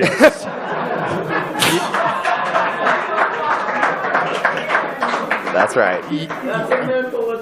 Wow, you got that right. I can't lose tomorrow, Terry. Here's the deal. If he loses to me, he looks like a chump. If I win tomorrow, I beat Kevin Jones. He's flip-up master. We've got understable city up here. I went out there, I played 2 practice rounds. I can't recall the number of times I said, my disc has never flown like that. Kevin's got the flippy thing. I don't know what James is talking about having a disadvantage of the flip-up game. This dude is angle master. I am scared right now. Well, it's so weird. He compliments me and then just stares me down. Well, Kevin, I will lay down a few stats thanks to Statmando. Thank you. 45, 27, and 1 against KOLING. We tied once. That was like a win for him. I wonder when that was. I mean, good job. No, it was really good. All right, so Kevin, what will you play into in terms of, well, I guess all the strengths that Germ just listed? Is there any that you'll play into over another? Not necessarily. I haven't played the course yet. Like James said, it's a lot of travel. It's 19 hours to get here from Portland, and that's pretty much 3 days of travel. But I'm going to go play it right after. Not too worried. I'm out here. We're going to have a really good time. Of course, it's going to be extremely competitive, but at the same time, it's zero pressure against this round with Germ. I can lose, and I can still win our grouping. So they're going to work in my favor, I'd say. Last year, you were eliminated in the first round, which I think probably surprised some people. But what will you take from last year's experience bringing you back to this year's? I'm just going to try to be a little bit more solid with my throws. Last year, during this time, I wasn't quite as comfortable as I am now. I played a really good tournament last weekend, and I expect to keep it going. I like that. Thanks. What? Now you're staring me down. Jeez Louise. I had no idea what I walked into today. It's been hard keeping a straight face in this area. I'm not going to lie. Dude, you almost did it. You had like 2 more minutes. I know. I was just trying to help out Big Germ wherever I could there with the assist. All right, talk a little bit about your pool play and who you guys are going up against. How do you feel about it? Germ, Alden, Nico, myself. So, I mean, it's going to be good. I think it's a very favorable group. I'll be just fine. Yeah, we got a lot of different styles. Alden's kind of a little bit of everything, so is Kevin. Nico's got a lot of angles. He kind of plays a lot more like James with the force-over angle. I think that there's a lot of bonus par threes out here, so like a lot of courses, match play always comes down to good putting. I think you're going to have to make a lot of putts from 45 feet. And putting out here is different. I mean, it's just the elevation's different, the wind coming through these tunnels. You feel like you have a swirling headwind in every direction, so playing to the right side of the basket if you can. But, I mean, it's so tricky when you're going into a headwind and you're at 400 feet in elevation, and so you've got to deal with 2 different factors. Okay, I've got to throw more overstable disc, but we're at higher elevation, so I've got to go less stable, and that combination, that dynamic, it makes it very tricky for someone like us. We're not used to this high of elevation. This is the highest I've ever played. I think the closest before was Ogden, which is like 3,000 feet lower than this, or maybe 4,000 feet. So this is a significant difference in disc selection and all that stuff, but ultimately, like it always does, it comes down to putts and who can make the other person rattle a little bit more, which is why I haven't taken my eyes off of Kevin. I think birdie percentage is super clutch out here for match play. The more holes you're going to birdie, the more points you're going to be able to score, and I think I have the edge on my grouping there. My birdie percentage is pretty good. Yeah, he birdies more than you, Germ. Oh, so that's okay. So let's touch on that, Terry. Here's the thing. Lately, my play, when I haven't played well, is actually because I have like 2 or 3 catastrophic holes. That doesn't matter in match play, right? You can have a total mess up. If you play 5 or 6 holes of great disc golf, out here, that's enough to win. We got a 12-hole match. So like James said, if you get off to an early start and I take a triple bogey and I lose 1 hole after I'm already up 4 through 4, I don't care. Yeah. So this format's for you.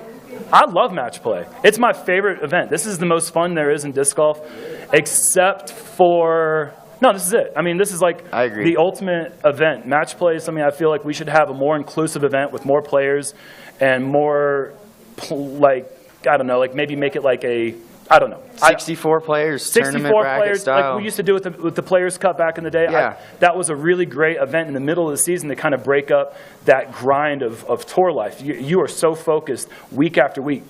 Travel, practice, play. For me, commentary, wake up, travel, practice, play. And so that the monotony of that sometimes needs that break of a match play event.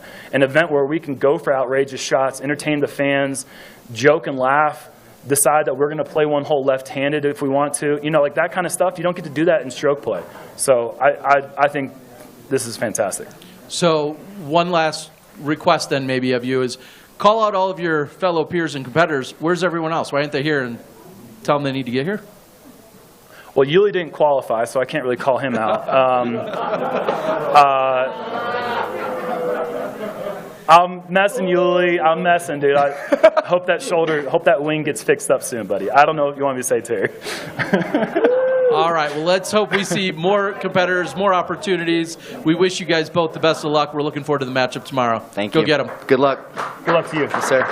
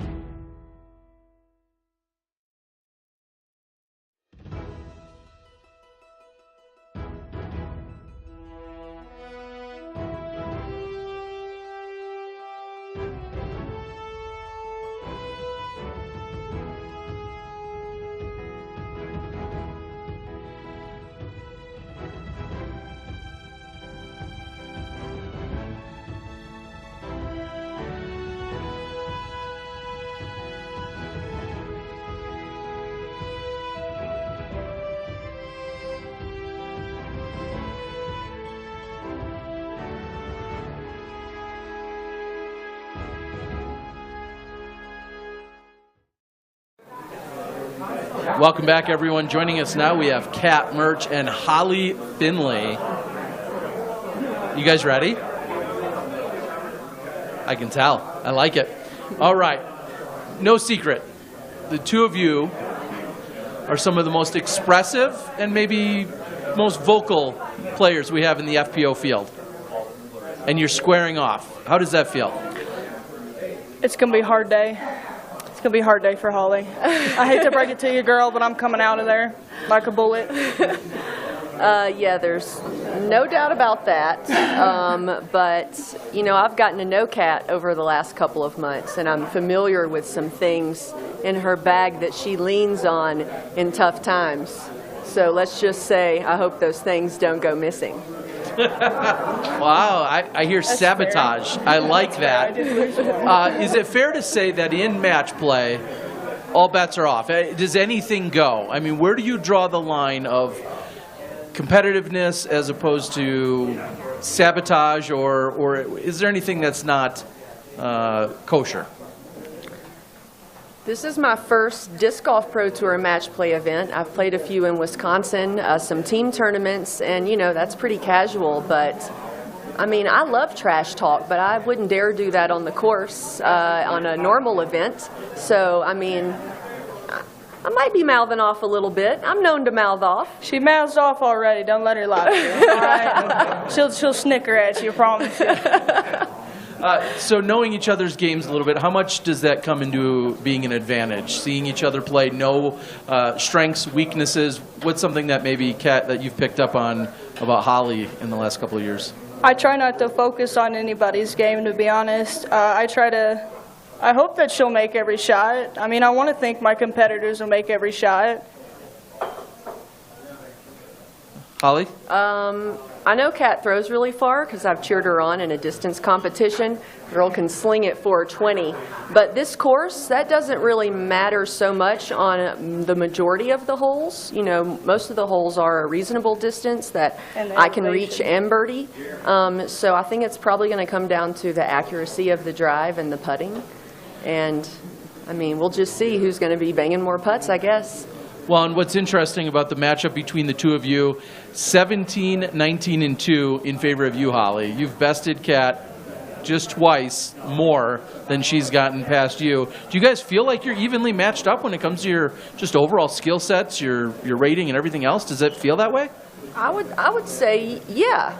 Yeah, I've gotten to know her game, and she's got a sidearm and a backhand, and like I said, she throws really far, and she bangs long putts. So she's got some distance on me, but I did find some inspiration from her distance in the off season. But don't think I'm going to be soft about it, okay? But I mean, aside from just throwing further than me, I feel like we're fairly even. Now, when we look at some of the stats from this year specifically, we see, Kat, that you have a distinct advantage, that you've performed better overall. You've got 5 top 10 finishes, with your best being 3rd at Jonesboro, comparing to what we see from Holly, where she's got 1 top 10 finish at 10th at Waco. Do you feel like your game's continuing to improve week in and week out, Kat? I'm forever a student of the game. What grade would you give yourself right now? Elite. I'm kidding. No, I'll be elite when I start winning, I guess. No, I'm just forever growing. I'm forever learning. The game's forever changing. The competitors are changing. The mentality's changing. It's a constant change. I'm just trying to go with it. And Holly, you've got more touring experience. You've been doing this for almost 10 years or so. What are some of the things that you could say are words of advice that you're carrying into an event like this that might be relatively new to you? You should just full send everything. Full send on everything? Yeah, no man, repercussions? Send it. Nah. It's match play. Just full send it all. Even if they're underneath Doesn't the basket matter, for a bogey and Doesn't matter. You just need Just okay, go doesn't ahead. matter. Full Just send. send it in. Yeah, that sounds like good advice and and something you should tell a competitor. What have you guys been taking in for the nature? I feel like you both enjoy it when you're out on the course. See a lot of pictures taken by you guys. What's it been like being here in Colorado? This is going to sound really weird, but it smells so good here. No, it does, though. Oh my God, so glad you said that. It's it like, smells good here, and the hot springs. It's divine. Woo. And there's so many little like park animals that I got to see today. All the prairie the prairie dogs popping up and chirping at you is just a trip. So I called crows. I did. I heard something like off in the woods, and I mimicked the noise, and then 2 crows came over. It was great. Bird caller. She actually carries a bird caller in her bag. So calls hummingbirds. All right. Speaking of birdies, is that what it's going to take to get past your competitor? And what I mean by that is sometimes we know a par is good enough to win a hole in match play. Do you feel like this is a birdie or die situation? Depends on the day. Depends on the competitor and the challenger. Yeah, situational, but I mean, overall, my gut feeling when I played the course for the first time earlier today was that the birdies are going to be what's winning it. Right. There were a lot out there. They're plentiful out there. We also heard on at least on the MPO layout, they talked about getting birdies and scoring early in the round. How do you guys feel as the round progresses or as the course progresses? Does it get more challenging? Do the lines get tougher? What is it about the course as you guys move through the 12 holes? Anything? I think it like is a challenge from the beginning. Okay. To throw down a hill that's got OB on the left and drop off after the tee pad. Like, that's a challenge. Every hole has got a challenge. You can double Mando hole the next hole. There's another hole that you got to like hit the line perfect or go over the trees. I mean, you just got to be on. And how much experience do you have playing in elevation, Kat? I have none. I've only played in like Ogden. I almost passed out yesterday. I was out there heaving up them hills, but I'm feeling better today, and I put a Mamba in my bag, so I'm pretty stoked about that. And I had a good practice around the day. I felt like it was pretty solid, so just throw it a little bit harder, I guess. Yeah, you'll still be a student as you're learning out there on the course with a little less experience. Holly, elevation, I know you travel a lot. How often are you playing in elevation? I'd say I go through it very often. I've played the 303 Open in Denver before, plus my first year playing, I visited North Carolina and played a whole year of tournaments out there. And North Carolina golf feels a lot like the golf out here. That mountain golf is very similar. So I was feeling a lot of deja vu throwing some shots out there.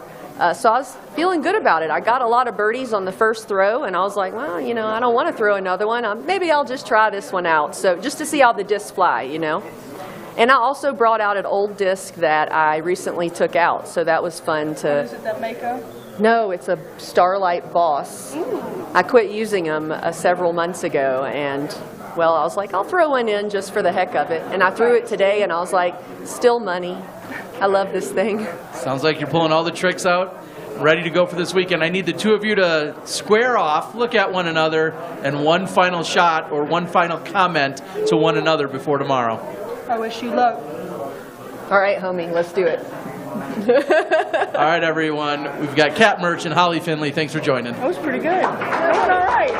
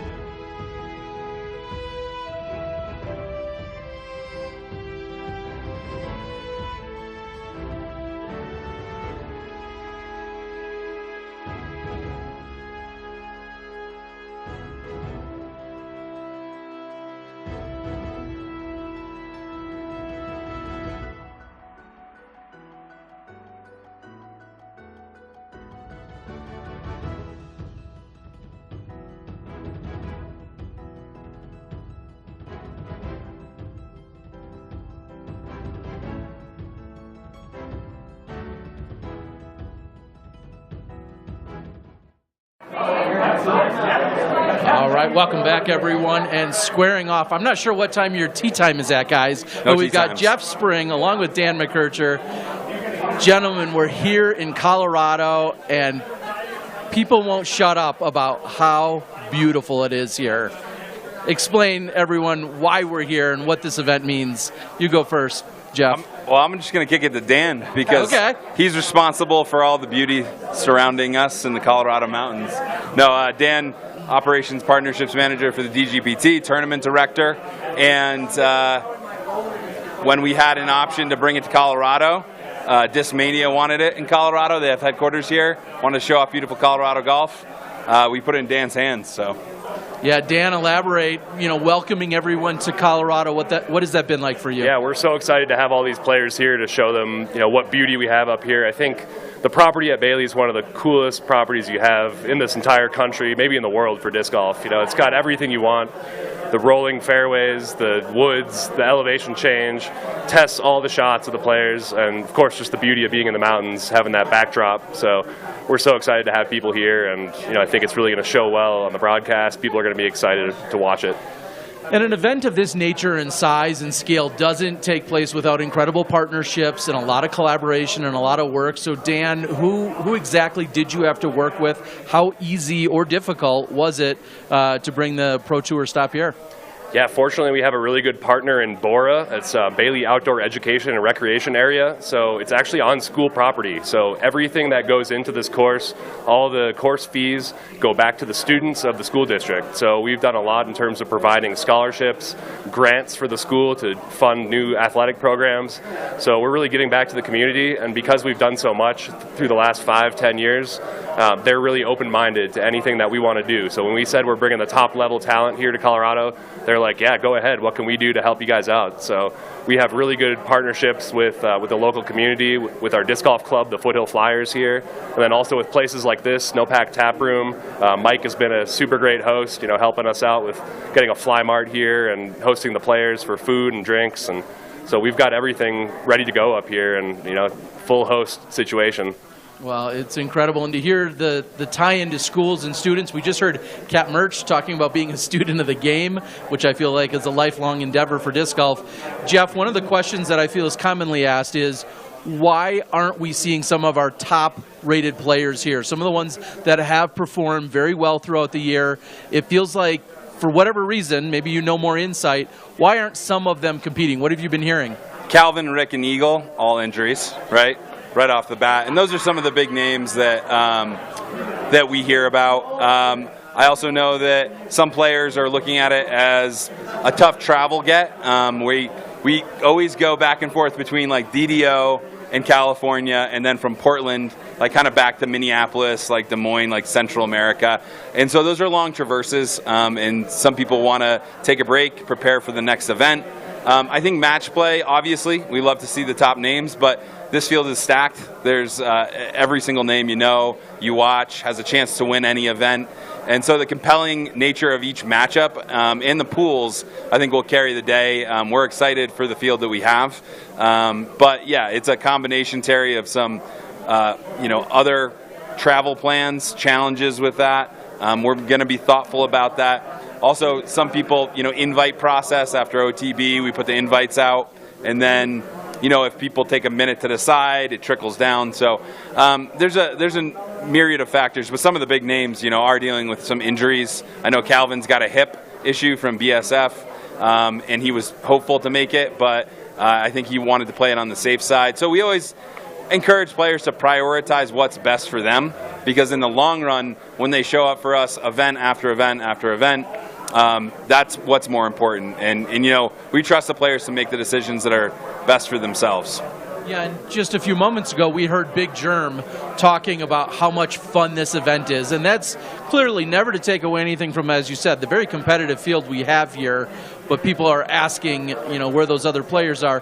What is it about match play? How did we come about for a second year of match play, and just the impetus of this entire event for middle of the year? We're doing match play. Like, people have to adjust, right? Yeah, absolutely. Match play came about because there's a high-level match play event on the PGA Tour that's always been one of our favorites. The DGPT staff loves match play. It's a form of golf that's well known, celebrating the Ryder Cup as a team event. A lot of sports want that mid-season championship, that mid-season event to kind of break up the schedule. The NBA has been talking about a play-in game, so sports leagues are looking for that. If you look at the UEFA, if you look at like soccer leagues, there are like these mid-season championships. So we're looking to build this over time into more and more prestigious event with one of the biggest purses, one of the best fields, and we're excited to kind of do it in the middle of the season. Everything's so late loaded, as you know. We got Tour Championship, USDGC, DGPT playoffs, Worlds this year is going into September. So it's nice to have a break in the middle of the season, new fun format, but also what we think could be a really prestigious event in the future. Well, and having this break, showing up in Colorado, everyone that's here, there's no complaints, that's for sure. So what I would ask is, if players, whether you're a casual player or a tournament player, and they showed up in 2 weeks, Dan, what will the course look like? Will it be any different, or are we seeing pretty much what's there as a regular course is also what we're seeing for the competitors this weekend? Yeah. How does it vary? No, that's a great question. All of the positions we have right now are permanent positions at the course. So we've got everything in sleeves, some some holes have 2 or 3 positions on this course. So right now we're utilizing some of the shorter positions and longer positions to have a fair, fun layout for the ladies and the men. But typically it's a 21-hole layout, so we're using 1 combo hole and just skipping a couple holes where the cell service is actually a little bit challenging for the live broadcast. So we're making sure we're going to have a great broadcast and a great event with a 12-hole layout for match play, not tire people out too much with going up and down the hills. A lot of people, when they think about disc golf, are thinking so traditional in terms of a 9-hole loop or an 18-hole loop. I know we've got 18 for the championship final round. 18 holes played, right? Scheduled? No, it's going to be 12 holes for all Okay, rounds. so every matchup is. So I'll just still continue with the question, even if I was wrong, which is, why 12 holes? Where does that number come about? Because it's a little foreign to some players. Well, a couple things. First of all, we established a 12-hole layout last year at the Match Play Championship, the first one at the Steel Club. That decision was made primarily because of the number of matches that we need to get through. Also worked really well with like what Dan said. There are a few holes on the backside that have challenging cell service, so we really want to keep the broadcast looking good. But like having 2 rounds a day on the mountain, it's probably better to keep it down to 12, since we had already established that as like what the Match Play Championship featured last year. It just made sense to pick the 12 that flowed the best, that we're going to be the best for this type of competition. And it is, you know, adding to the uniqueness of the event. I'm not sure if we'll always do 12 holes or if we'll do 18 in the future for this event, but definitely trying to get in all these matches in a 3-day window. 12 holes definitely helps us do that. So. And I don't know if it's too late or not, Dan, but do I put in a request now for a gator for the weekend that I myself and I'll be Yeah, you're gonna need something with all-wheel drive for sure. You know, we'll get you a side-by-side or. I've got that low center of gravity. I don't know if that's going to help moving up these hills. So as the competitors are here this weekend, it of course feels exhibition. I don't know. Would you use that phrase, Jeff, in terms of the format and the significance? Would you use that term? I think I would go more towards championship. I think that the novelty of the format will definitely add a little bit of, you know, exhibition feel to it. But when we get into competition, players are playing for $10,000. You know, I think the competition's going to win out. It's going to be, you know, this course 4.8 on UDisc, one of the top-rated courses in the world. And Colorado disc golf, you know, we haven't had big events like this here, so I think the crowd's going to make that feel like a championship over an exhibition as well. All right. Jeff and Dan, we appreciate the heck out of everything you guys are doing. Looking forward to a great weekend. Thanks for joining us. Thanks, Terry. Thanks, Terry.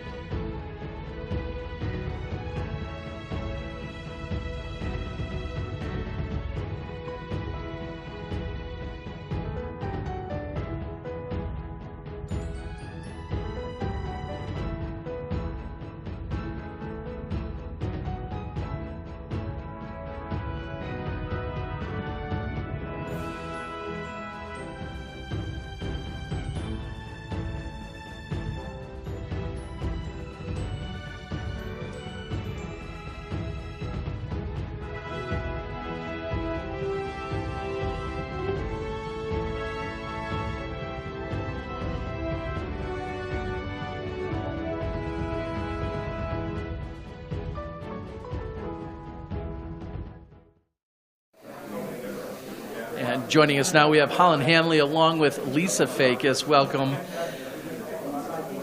I'd like to start off with what we've seen from you two this year at some of our Elite Series and our largest events. HOLYN, you've got 3 top 10 finishes. You're best was 5th at Jonesboro. And Lisa, you've got one top 10 finish, which was also at Jonesboro. How do you feel like each of you are navigating through this year thus far? Holyn, you go first. Yeah, I'll go first. I mean, I came into the year with no expectations. You know, it's my first year on tour, so the fact that I've had 3 top 10s is pretty great. So I'm feeling pretty good. Yeah, in comparison, this is about my 7th year on tour, and I've got tons of expectations. No, just kidding. But I'm just trying to be out there and play my game. But it's been a slow start to the year, and just trying to be out there. It's just, if it's not one thing, it's the other. Sometimes on tour, year after year, little battles here and there. But I feel like I'm not at my peak, of course. But I definitely feel like I'm moving very close to that way, heading into the back of the season, just with a lot of confidence moving forward.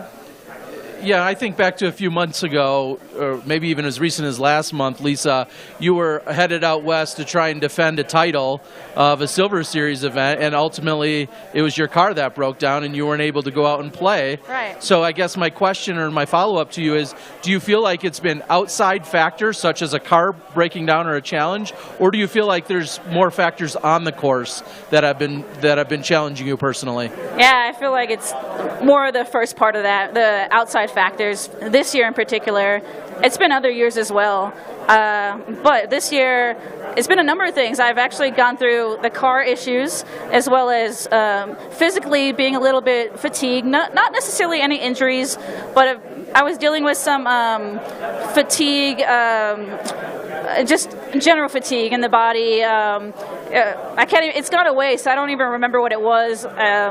Nothing really is bothering me right now. And then on top of that, I had a little bit of illness as well. So kind of like all 3 of that. The last 2 events on tour I actually missed due to COVID. So back from that now, still shaking all of that off. Really, it's a lot. So getting my feet back under me and trying to, just focus back on the course where I feel my most comfortable. We'll contrast that to what you just said, Holyn. This is your first year on the tour. Lisa's been around and has been doing this and grinding it out for the last few years. What's the number one thing that you've learned in the first part of this season, your first year on tour?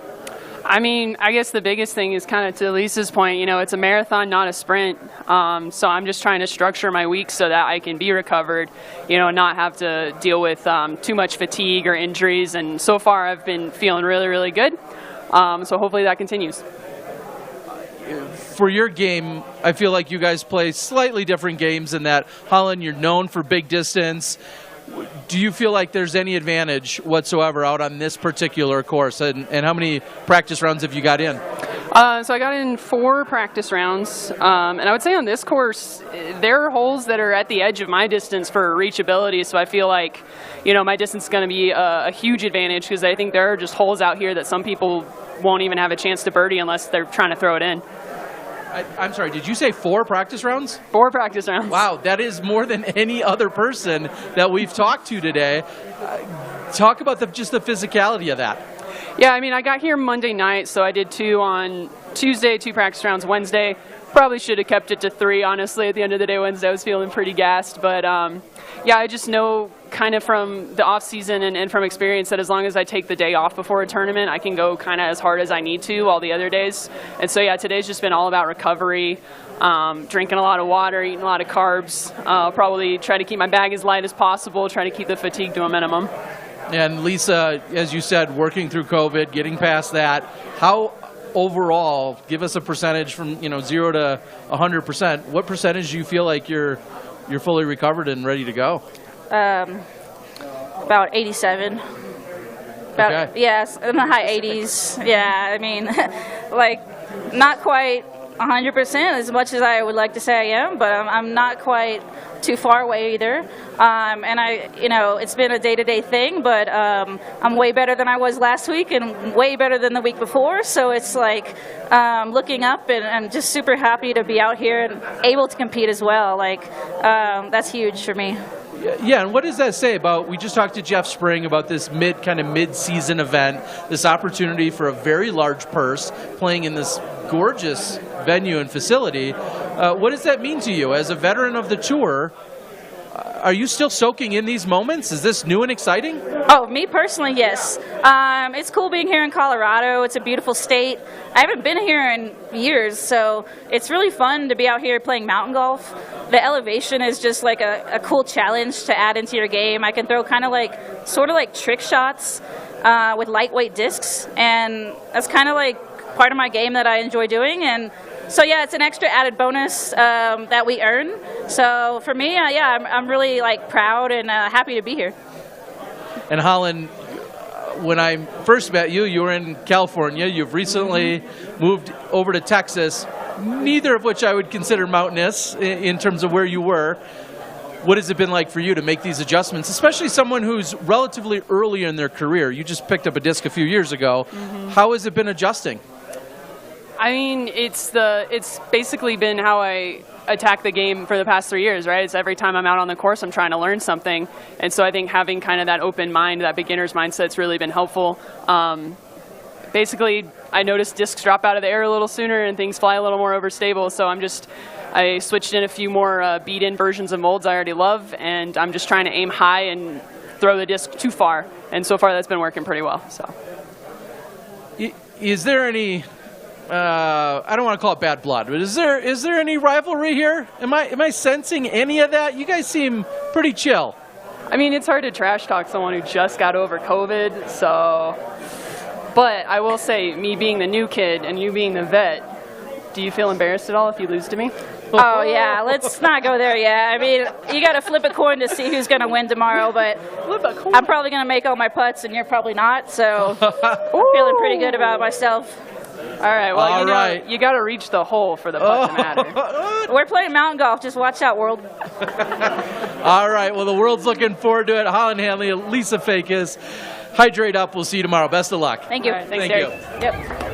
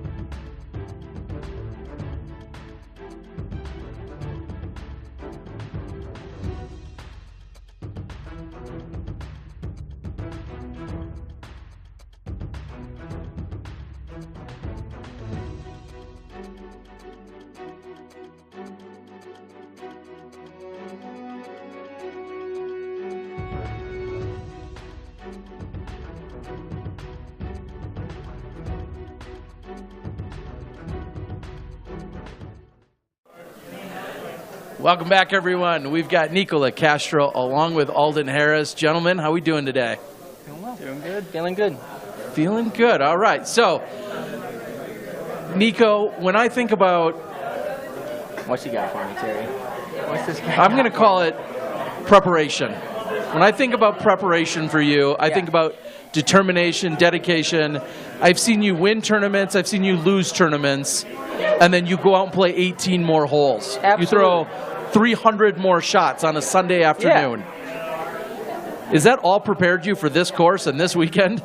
I mean, I guess every point of my life has led me up to this moment. So, yeah, I mean, it's all hard work and preparation for me, and I've been a lifetime dedicated professional disc golfer since I was 18 years old. I'm 33 now, and you know, I feel like it's a great honor just to be able to still compete at the top level. And you know, I have nothing bad to say about any of the competitors, even though we're come here to talk a little smack or whatever. So we're all on the grind. You know, the disc golf tour truly is a grind. So I got nothing but respect for all the competitors out here, and we're all trying to win. You know, we want to win the $10,000. We want to compete at the highest level, and we're here. That's why we're here. Yeah, that seems awfully soft. I'm going over to Alden here. What you got? All right, Alden. We see that you going up against Nico in terms of tournaments. I believe you're 10, 24, and 1. So he's got you more often than not. You're also a little bit newer to the tour. He's been around grinding for quite a few years. What is something, it could be a compliment or otherwise, what's something you've taken away from Nico's game all these years? You've watched him play forever. I think Nico's one of the best at the flex shot lines, and that's something that's a big part of my game too. And I think that maybe that came from Nico, watching him all these years. I think that, yeah. I thought you're more of a hyzer flip guy. Not anymore. I got a lot of flex, yeah. He's switching it up. All right, so we're going to see how both of your strategies play out on the course. Alden, what do you think of the course? What are some takeaways for anyone that's just going to see mountain golf for the first time tomorrow? What would you say to them? Yeah, it's a lot different than anything I've ever played, mostly because of the elevation. The disc just flies so much different here. My whole bag is feels like I'm throwing a whole new bag, so they're going to see a lot of overstable stuff because it's hard to get the flippy stuff to turn, and yeah, a lot of flex lines. And flex line, that's like your middle name there, Nico. What are you doing out here? That's interesting. I'm actually going more hyzer flip this week, and he's going with the flex shots. So I think it'll be interesting to see how this goes up. Freaky Friday tomorrow. I know. You two are switching roles. I'm throwing my roller disc is my long distance shot right now. And actually yesterday after playing the course, I switched out about 7 new different discs in my bag. I mean, some of them have been seasoned, of course, but I definitely switched my bag for this elevation. I'm putting with something different too. I brought these out. I'm going to make this advertisement for Gateway we got to get promo Sports. time in here. Yeah, promo time. NicoDiscGolf.com here. This is where you support the guys. So. All right. Now, both of you guys who have been traveling and grinding so long, what does it mean to come to Colorado? Because we don't play a lot of Elite Series, high-level events. They've got great golf scene here, obviously. Right. But, Alden, what does it mean for you to come to this course, this property, and play in this beauty? Yeah, last year I just got to drive through Colorado. I didn't get to play at all, and I got to drive through the mountains. It was just so pretty, and I wanted to stop and play, but I didn't have time, so I'm really excited to be here to finally play one of these mountain courses.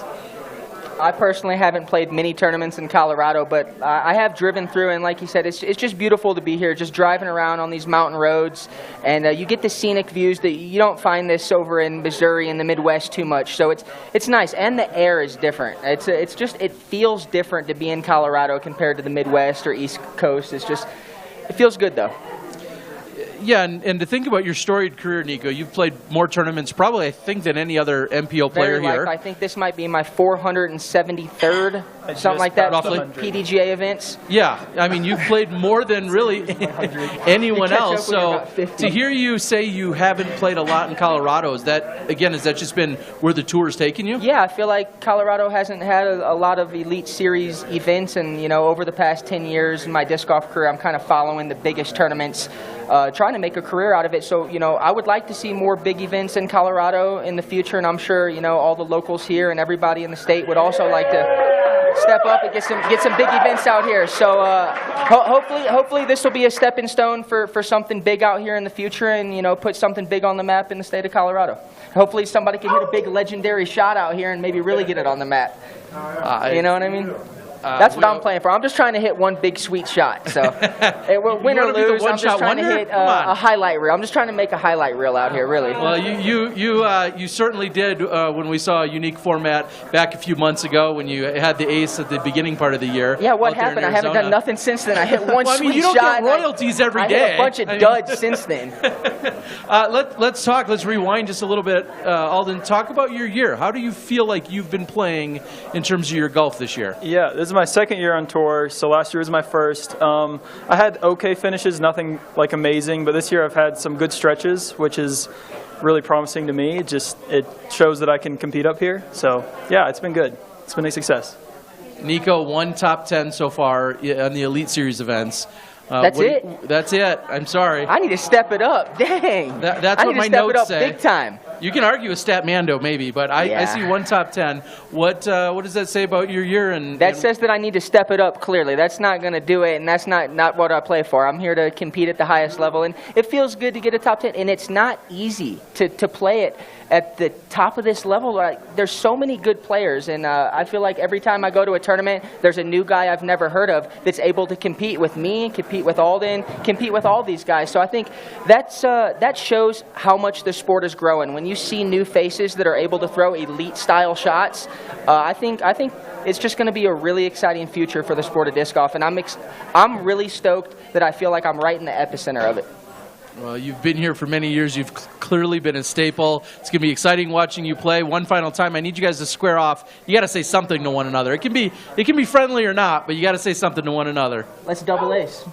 Double ace? Let's double ace on the hole. How about that? Okay. Oh, that's adorable. All right, Nico and Alden. This guy wants it. He always wants to get me going. He lives for this stuff. Actually, turn the camera around. I'm facing off with this guy. Let's get it going. Once and for all, Terry. All right, Once and for all. Just let You've me been after me for years, dude. Just let me set the timer. I'll be good. I'll be out of here before you catch up. I'm going to bring you your own timer. I'll be dropping those timers pretty soon, actually. I got my own Nico stopwatches that'll be dropping. You guys can check those out. All right. Calibrated to Nico time. Terry's getting one. Where 1 minute feels like 10. All right, thanks for joining us, guys. All right, Terry, turn the camera around. Terry's getting it. That's it. That's it.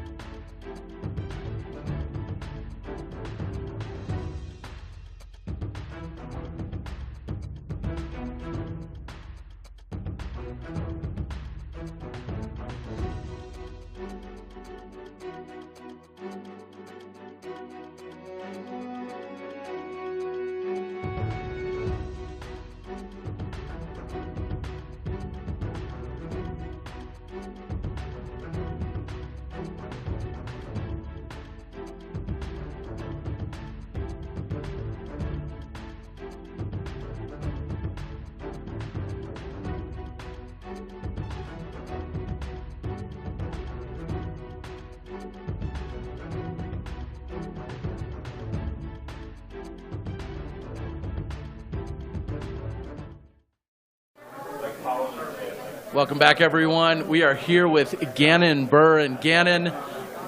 I'm going to start the rumor because it's true. Albert's just not here because he's scared of you. How do you feel about that? You know, it's good he's being honest. And it's probably best for his game that we don't duke it out right now because he wouldn't come out of this place very well. No, and we won't talk about the legality of where you are and what's going on. No, in all seriousness, though, you've had an incredible year. Let's take a moment. Let's reflect on what's happened to you here in 2022. What stands out most for you? Obviously, the playoff in Vegas, almost taking that down, just being one shot short of winning that tournament, and then coming back and winning Santa Cruz after being down. Just a couple after like round one and then round two. So to come back and win that one felt really nice. Just still looking for my first Elite Series win, but all these top 10s have been amazing. Yeah, and we find you taking top 10 7 times in 8 Elite Series events this year. No one else can even match that or touch that. What is it about this year? What is it about your game that is clicking for you? I feel like even my off weeks, they still seem to be just fine, and I feel like with just my game as a whole, as long as I'm staying consistent with my mental game, and I'm just able to kind of just throw the shot in front of me. I kind of quit stressing about what place I'm in and what shot is the rounds ahead of me or how far I'm back. And instead, just like, seeing the shot ahead of me, if I have to throw a forehand hyzer, I see my line, and however it ends up is how it ends up. And then, obviously, the putting's helped a ton this season. I feel like if you put me in circle one and, with good conditions, it's not obstructed, I'm going to make it pretty much every time. So, as long as I give myself a lot of birdie looks, I shoot pretty hot, and I think I just want to continue to keep doing that.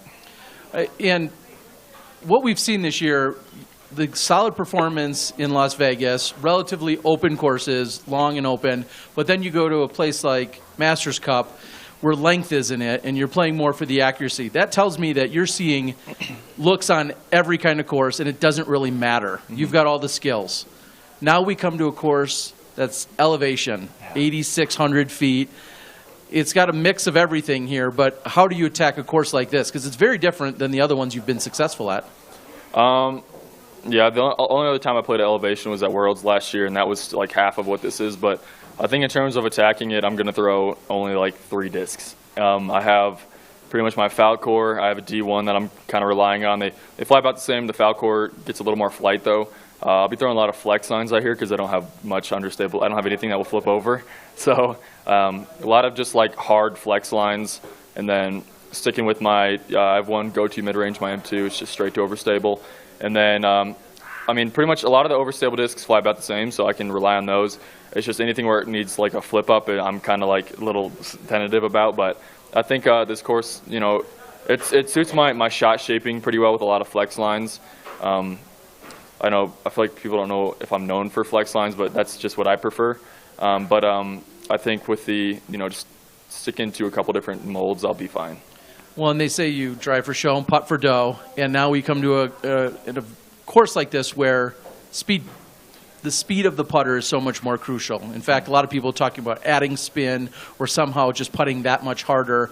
Talk about your putt and the advantage you might have over some of your competitors. Yeah, I feel like like there's a couple competitors in this field that they have their main miss is low, and especially if they have a slower putt or a nose down putt, I think they're going to have to putt a little harder. They might struggle a little bit. So I think with mine and how hard I putt, I've seen no difference. So I'm just putting the exact same.